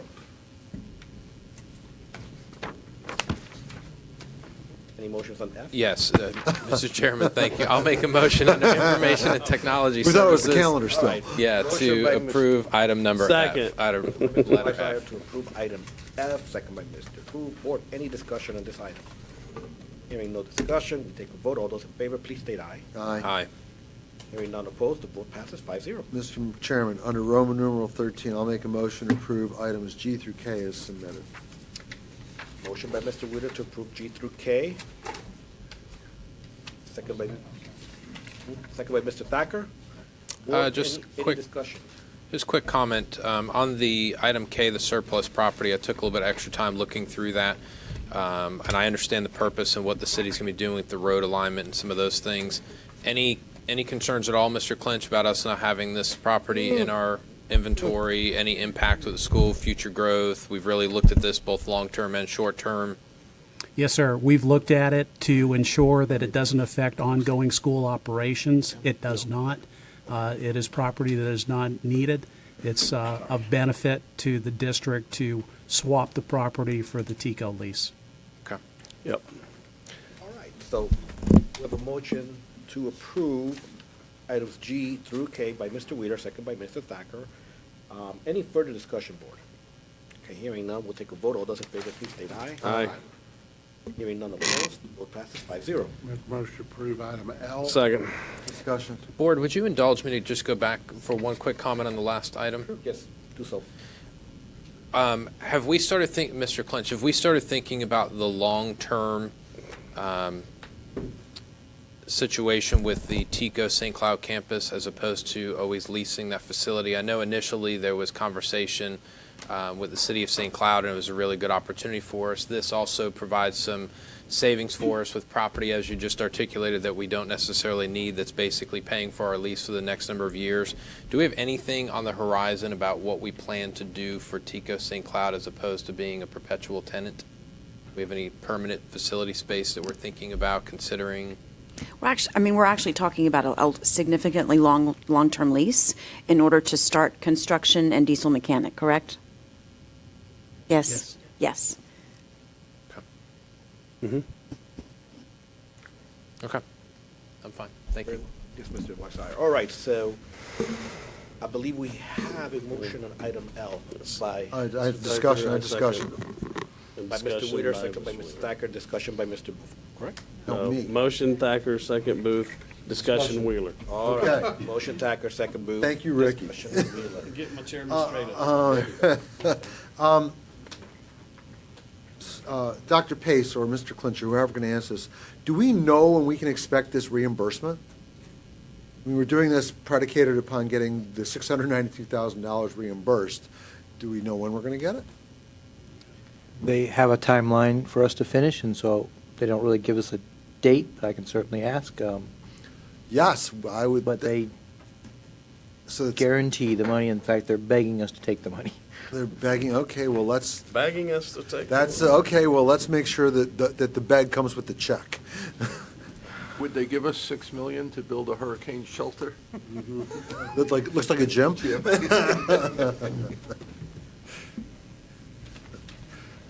Okay, so any further discussion on this item, board? Nope. Hearing none, we vote. All those in favor, please state aye. Aye. Opposed? Hearing none, vote passes 5-0. Mr. Chairman, I'll make a motion to approve item M under the superintendent's recommendations. Mr. Booth to approve item M, second by Mr. Wheeler. Board, any discussion? No discussion. Hearing none, we take a vote. All those in favor, please state aye. Aye. Opposed? Hearing none, vote passes 5-0. Chairman, I move to approve item N. Second. Discussion? All right, motion to approve by Mr. Thacker, item N, second by Mr. Wheeler. Discussion by Mr. Booth. Mr. Chairman, I will be abstaining from this vote. Tanya, I'll need the Form 6 to fill out for the appearance of conflict. Is that correct, Mr. Kroffelbacher? Yes. The clerk will get you the appropriate form file. 6, right? Did I say that right? 8B, sorry. And Mr. Wheeler, you have... First off, I'm very pleased with your performance, Dr. Pace, which you know.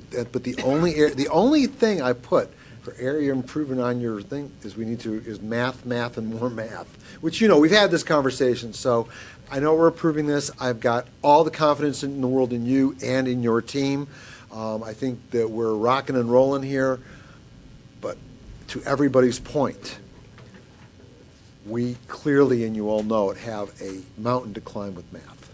So let's get to the top of that mountain as quick as we can, but understand as we go, that peak keeps rising for some reason. Mr. Wheeler, you got a year and a half, make that happen.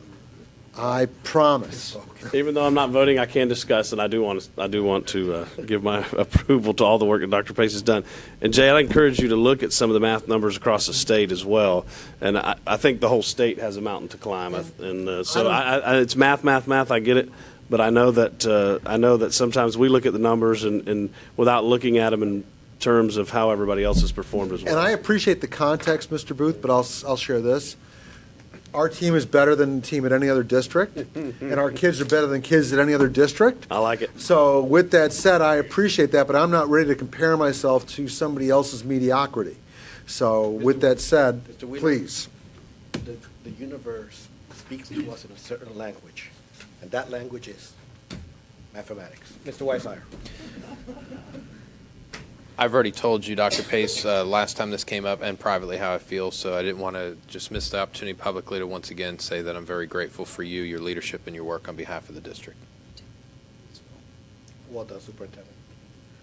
Board, no further discussion. Let's take a vote. All those in favor, please state aye. An enthusiastic aye. Enthusiastic aye and 4 other ayes. I abstain. Oh, I'm sorry. Enthusiastic abstention. Please reflect 4-0 with Ricky. 4-0, 1 abstention. And Superintendent's update. Nothing, sir. Unfinished business from our attorney. Yes. And I believe this has to do with your ongoing research with HB Yes, 7069. two items. The first one, 7069. I participated in a call on Thursday afternoon. Every Thursday afternoon, we've been having a call the lawyers from different school districts. As of this Thursday, there has been narrowed down a list of firms that have been interviewed. Some have been knocked out. There's no decision yet on which firm. There is no final decision yet on what should be the funding mechanism. Should it be per student? Should it be that? Should it be this? And as of right now, there's no draft complaint. So what I plan on doing is giving you another update. I mean, we're not in danger of losing any abilities or anything right now. As this crystallizes, it's moving rapidly, but I would feel better to give you and come back to you and say it's X firm. Here's the proposed funding formula, and here are what are the proposed claims. And I believe that's very important. If we could just have a little dialogue. Yes, Mr. yes, please. Board, I think it's very important, to really understand what the claims are, right? To really understand what is it that this lawsuit is about, what is its goal, its implications. And that's one of the things, that's some of the information that I look forward to in our, as we continue this dialogue. Unfortunately, I would, I don't know if we have to wait for a lawsuit to be filed. No. I'd like think to see probably a draft complaint. Yeah, I'll come back to you with If they're recruiting other districts, I Exactly. believe that they're going to need to do that so that the Yes. district could look and say, okay, what this is about.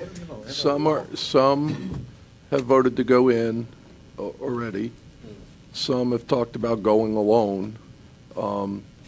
But, originally when I discussed this with with some of the lawyers as well as the lead attorney for the Florida Teachers Union, one of the claims was going to be that it violated the single subject.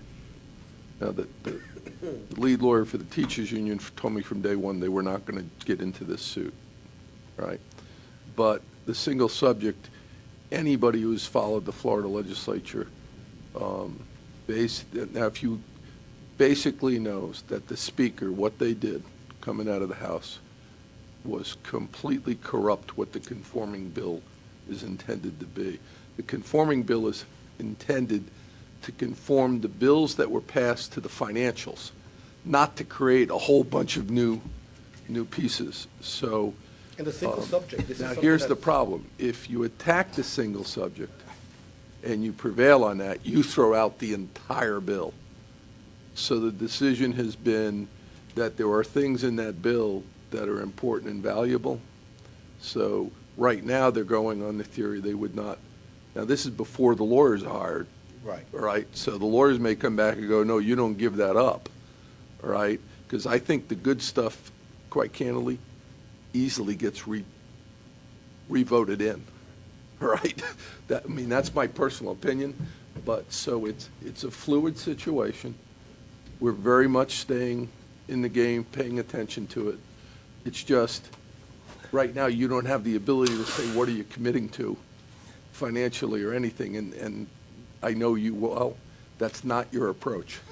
So I'll report again at the next meeting, and if something comes up where we need to act fast and you need to consider something, I'll ask the chair to call a special meeting to deal with it. But we're staying on top of it. Very well. Hold on, Mr. Weissier had his button up. Did you have? No.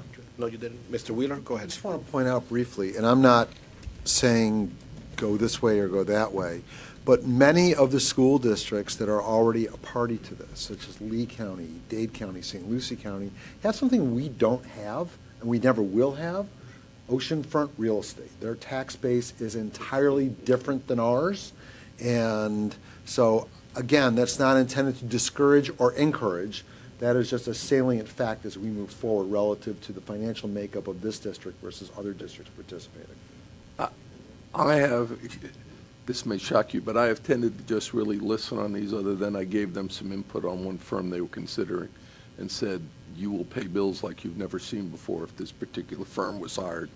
But one of the things that I want to propose to them, I spoke to Dr. Pace about, I don't see even proportionately when there is a cost differential taking money from us to a Dade County, why there shouldn't be a cost differential break to counties that are basically subsidizing some of these other counties. And I want to see what happens when I throw that out to them.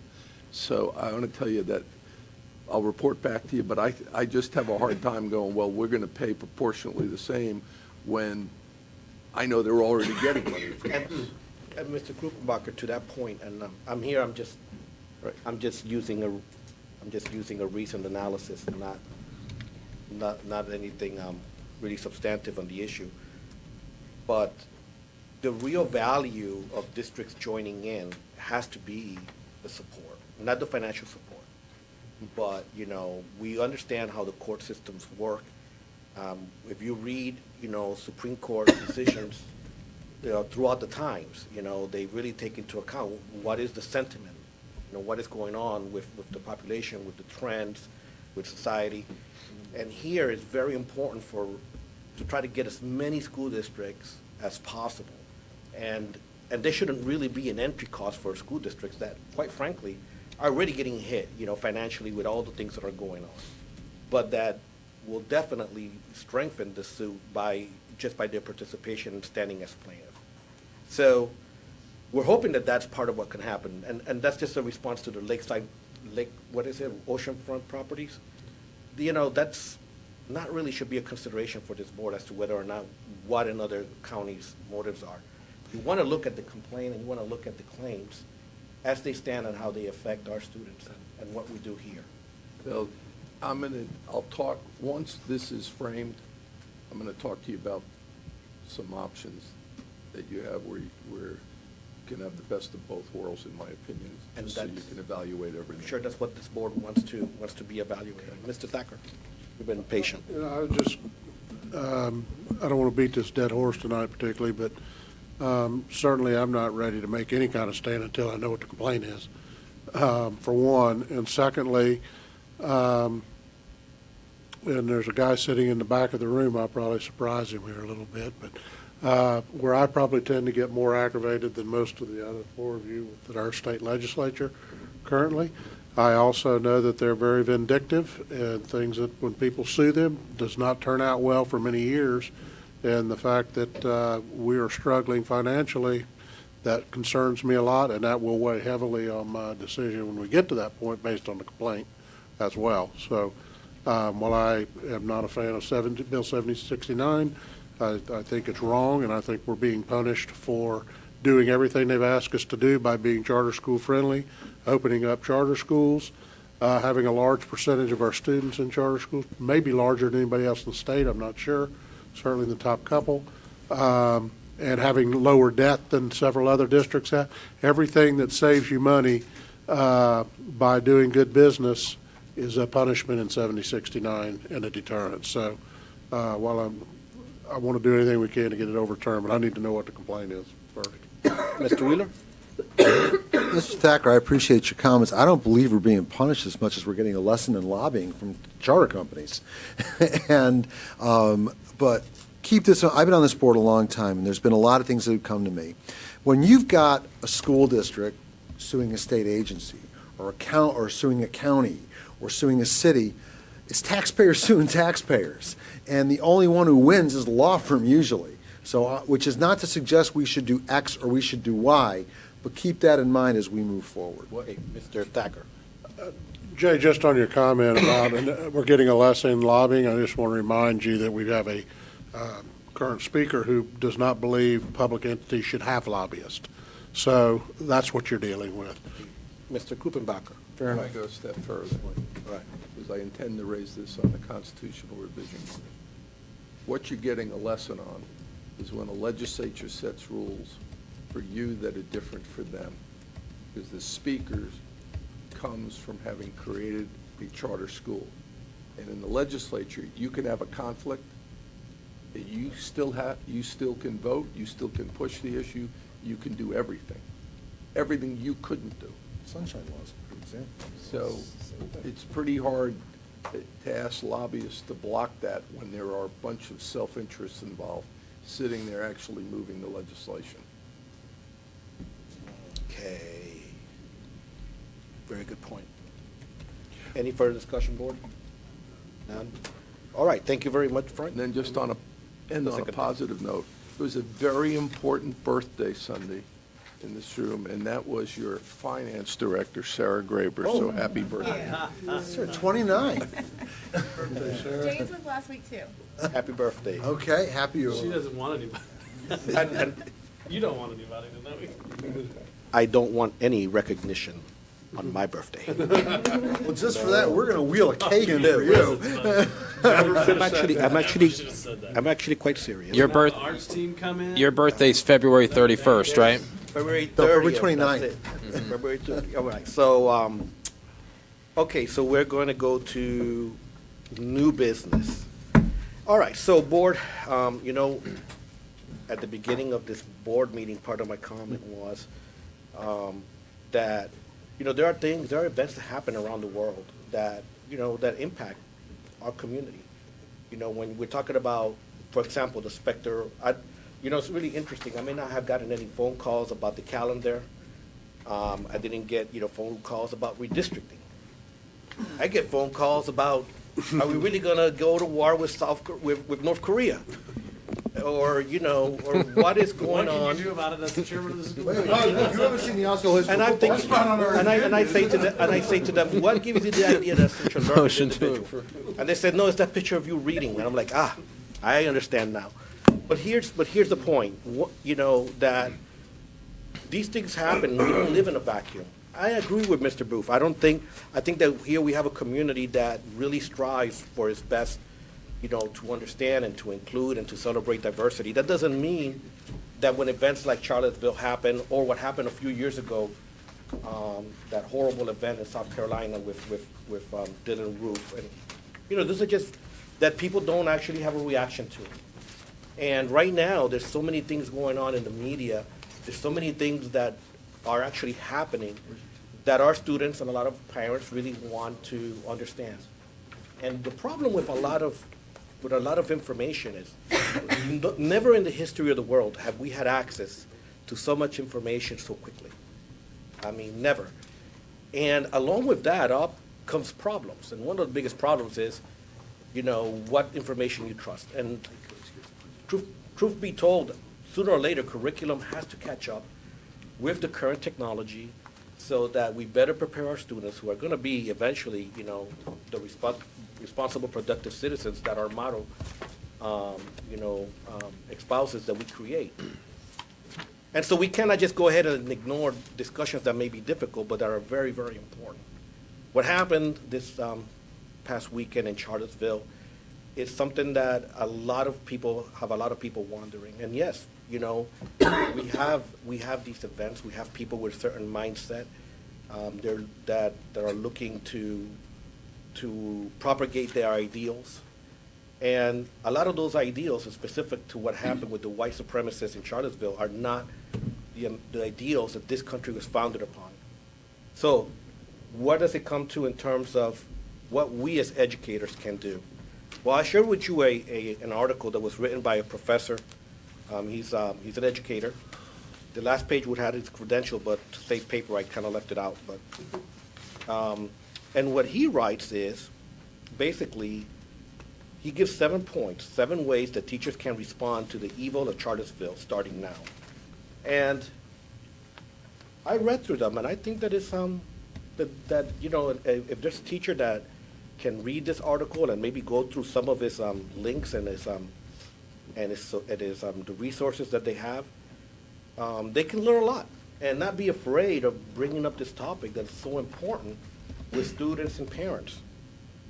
It could be done properly, it could be prepared, and it certainly adds to help our students and our community grow and learn and be even better than where we are. You don't need to have a problem or an issue or anything like that in order to learn more about what's going on in our society. But I tell you what, all of our students eventually, they're going to be adults. They're going to be confronted with whatever the future has, whatever challenges society throws at them. And it may not always be, and not everybody is going to stay in Osceola County. We have a duty to educate future citizens of the world, not just respect, responsible citizens of Osceola County. And so I think it's very important that that our schools, that our district, our leadership, our principals and teachers begin to educate themselves on this topic and be able to answer questions of their students. And to that end, consider this just be a suggestion or a beginning. I'm certain there are better things out there, that teachers can get training on. And yes, this is in my opinion very, very necessary. And so I just want you to read through this and start developing opinions, want to learn more, educate yourself about this topic even further, so that we can, as a board, provide leadership and guidance to the rest of the school district in responding and addressing the problems that this country right now, society is having, specifically with what's going on with white supremacists and white nationalism, neo-Nazi alt-right, and things that seek to undermine our democracy, our freedoms, and our principles from the foundation of this country. That's pretty much it. Anybody have any discussion? Mr. Wheeler. Mr. Chairman. First of all, I appreciate you bringing this, Kelvin. And Ricky, I appreciate your comments earlier. I do believe our diversity in our community, in our state, in our country is a strength. And just for some perspective, in Germany, if somebody makes the Heil sign, they get arrested unless they're doing it from an educational perspective. That's in Germany. Bigotry, prejudice on all levels can't be tolerated. And anybody who doesn't speak out is complicit, in my opinion. So this is something we all have to be vigilant about. I know personally here, since I have been elected, I have had to deal with a family that experienced Nazi bigotry against them in this community. And that was 10 plus years ago, and I had to deal with it, and I did. But it exists in America, unfortunately. Prejudice and ignorance are everywhere, and we need to do what we can. And again, Mr. Chairman, I appreciate you bringing this, but I don't know that I need an article to go into a classroom and talk to students about why we don't want to hate and why we need to be inclusive and recognize the strengths in the people that we are, not in who we don't want ourselves to be. So, again, Mr. Chairman, thank you. Ricky, thank you for your comments earlier. Well, I provided you the article. I mean, you probably don't need it, but I think that it's always a good idea to have some kind of, there's a lot of people who put in a lot of time and study, and so for those that do need it, that's why I'm sharing this. Certainly, not everybody is as well prepared to deal with such a topic as you, Mr. Wheeler. But thank you for your support on this. Board, any further discussion or comment? I just want to be clear that my silence does not necessarily represent support on this, just to be clear. I think your silence represents that you want to think more and read and learn and get up to speed with what this Yeah, thing because is I all did about. read the article when you gave it to me. There's a lot of links that you really want to go through. From what I've read, I disagree with 80% of it, so that's interesting. Well, maybe you should go through the links and find the support there. And Mr. Weiss, one of the things I like about your silence is usually it means you're in agreement with me. Yeah, your dreams. No, and look, I understand. There's a segment of population that would feel totally opposite, and that's what this country is.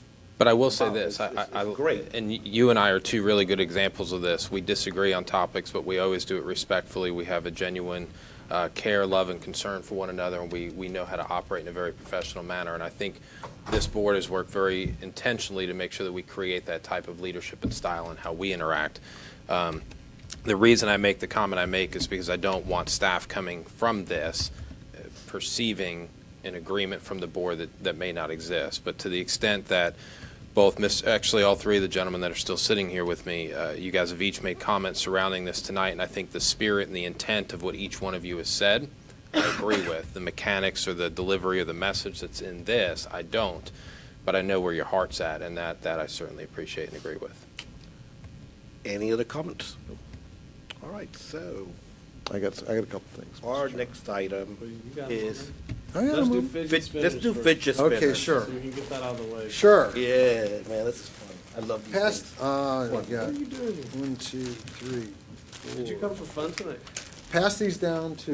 You wanted to talk about fidget I spinners? got one for you, Ricky. I got one for You each need this board for your member. art class. And I've got one for Dr. Pace also. Here, they all go down except for one. Take them out of the package. Take it out of the package. Don't swallow it. Now, Jay, it says you can't open this. Don't, I said don't swallow it. Take it out of the package. Please. Did you hear about my fidget spinner competition that I enrolled No, in? I did not, but I'm encouraged to hear you've got one. So now the question I've got, Still haven't learned how to do that. there you go, Calvin, you're doing it, No, you're but doing it. you got to be able to balance it and pass it from finger to finger. So now, the question I've got is, Pinellas County Schools has banned these in their classrooms. I'm not sure what advantage is there by having these in classrooms? What? Pinellas County Schools has banned these in their classrooms Why are they banning it? because it's a distraction. So I'm just throwing it out there. I'm wondering what the advantage of having these in classrooms is. Why we would want, As I shared with you earlier, Mr. Wheeler, we've had a couple of discussions about this. Our classroom teachers and principals have been dealing with this on a case-by-case basis very successfully. So okay. certainly we will follow the pleasure of the board, but whether or not a policy is necessary, it's not something I would recommend. Well, and I appreciate that, and I don't know how the rest of the board feels about it, but I don't see what educational purpose this serves in a classroom. Well, what have you researched about it? Calvin, some things don't need to be researched. I'm able to make my own decisions independent of an analysis I of see the you play, total. I see you play with you pretty well. It's helping you right now. Yeah, these are perfect for Jay. They're Yeah, for kids with I'm not in a classroom. So, It's helping you, but you're at a board meeting and it's helping you. You look at this, man. You're getting engaged. You're focused. Okay, obviously I'll let My this one comment go. on this is whenever we can give the teachers autonomy in their classrooms, I respect that, and I want them to have that. Let him Well, here, take this home to your kids. Okay, now, let's I'm going to get, give it to the art teacher at Harmony Community School. okay. Give her 3. Put them all together. Now, you didn't even open yours, Clarence. So her kids can be distracted during Let's go to legislative priorities. So that's an item on the new business from Whiteside and Wheeler, and our final item. Correct. Okay. Under legislative priorities, Dr. Pace brought up, and I know Mr. Weissar, you alluded to it earlier. Dr. Pace brought up when we were talking about our legislative priorities, something none of us had thought of as it relates to an extension on the general knowledge test. And I thought about one of the comments, I think it was you, Tim. You were Ricky, made the comment about, well, if you give the extension, you're kind of watering down, you're lowering the bar. And I thought about that, and I asked Dr. Pace, because we tasked Dr. Pace with climbing those mountains that we need climb for our students and to achieve, for our team members to perform. And I called her and I said, tell me, would this make your job easier if you had this or didn't have this extension? And she said to me point blank, she said, I got 60 classrooms right now that need teachers, that if I had those teachers, we'd be better off with them. So I got to talk to some other educators along the way. We give students, we give students an opportunity to make up credit, to take classes if they have to make something up. And sometimes you get teachers, even in an elementary school. You may have a teacher that is great at teaching math, but for some reason, reading is what they're struggling with, or vice versa. They're great at reading, but math isn't necessarily what they're good at, and they may need an extra year to work on something. We want people to be successful now, and I understand also that if compensation was higher, this might not be a conversation we'd even be having, but we are where we are, and we've got what we've got, and I think this is one of those issues where it doesn't cost anything. It'll help districts all over the state. It's real, and we can get a victory with this for not ourselves, but also for, 60-plus school districts. I just think this, and again, it goes back to my conversation with Dr. Pace. After we did this, I called her and I asked her straight up, point blank, it was before school started too. And I've got to look at the person that I have charged with running this district and bringing us the results that we demand and we expect and we need our kids to bring and get for their achievement. And she's telling me this is going to make this would make her task easier, which is not easy to start with. I can't see why we wouldn't want to support this. So I just wanted to bring this back for conversation. I talked to Dr. Pace, she knew I was going to be bringing it back. So that's where I am with it, and I can fully support this as a legislative priority. Mr. Wheeler, I missed everything you said because I was using my fidget spinner. I told you to give. About how do you get rid of it? He's going to repeat all that. I need my back. This is all I needed for the last 5 years to not have to listen to you. I could have gotten it. No, I'm kidding. You know what? Take yours back. I'm kidding. I agree with you, Mr. Wheeler. I spent some time with Mr. Phelps today discussing this item as well because, as you recall, at the workshop, I said that I didn't know that I was supportive of it, but I was open to learning more about it. And the way I look at this is it provides an opportunity, because one of the things I think we all agree with and would like to see is more industry professionals from across the landscape coming into education. And we talked some about that even early with the avionics and aviation program. And so I see this as becoming an opportunity for us to capture that audience that we've been talking about. And so a couple of key things that were takeaways from me were aligning the time period with the temporary certificate, which is a 3-year time period. Also talking about allowing concordant scores to be utilized for the general knowledge exam. And I look at this primarily from the aspect that if it gives us an opportunity to open up to different professionals coming into the education profession, and giving them the opportunity within their first year to focus on some of their subject matter work that they have to do, is in addition getting acclimated to the classroom and our culture and what we're doing here in the district. I think it could be a good thing. So I'm open to it as well, and I appreciate Mr. Phelps' time spent with me today in talking through all that and listening to all of my ethereal aspects of why this should and shouldn't and could and wouldn't and all those things. Well, you brought up the best. You made me really think it when we brought this up at the legislative priorities. That's what I do, Jay. I make you better. You did make me think about lowering, raising the bar, etc. That's why I talked to a bunch of educators across the board, and then I went to Dr. Pace, and she was the straw that tipped the scale for me. Yeah, I concur. In biblical terms, that's called iron sharpens iron. Yeah. Okay. Wait. Old Testament? Mr. Thacker? Clarence is first. Good discussion. I'm ready to go to the executive session, but if y'all keep spinning those things on both sides of me, one of you's going to have to do CPR because I'm going to have a heart attack. I gave you one, Clarence. Oh, this one goes into here. And I'm the biggest fidgeter here. Yeah, it's for every future meeting. Future meeting, we're just going to be. I'm going to sit out there. I'm going to make a brief comment since I was the other one that really had trouble with that. Certainly, I see the consensus of the board moving in that direction, and out of respect for that, this is probably not my favorite legislative priority, but I'm fine with that as well. And for the reasons that Mr. Weisler stated and Mr. Wheeler as well. I'm still not gung-ho about it. You like the test? You like the test? Huh? You like the test? It'll be good for Osceola County.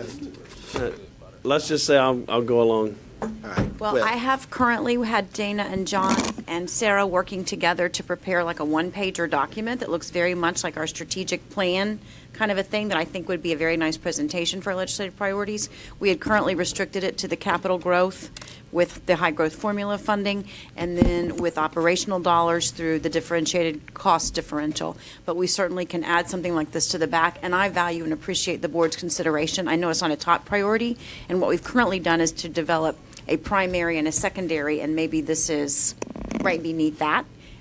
In terms of something that we would like to work on collectively with other organizations And in the state. one more thing is because the big guy missed our legislative priority session, I was just wondering if he had anything else that he might want to add. No, but I appreciate you referring to me as the big guy. Yeah, you were there. The fidgeter. One last comment on this, board. I talked to Dr. Pace about it.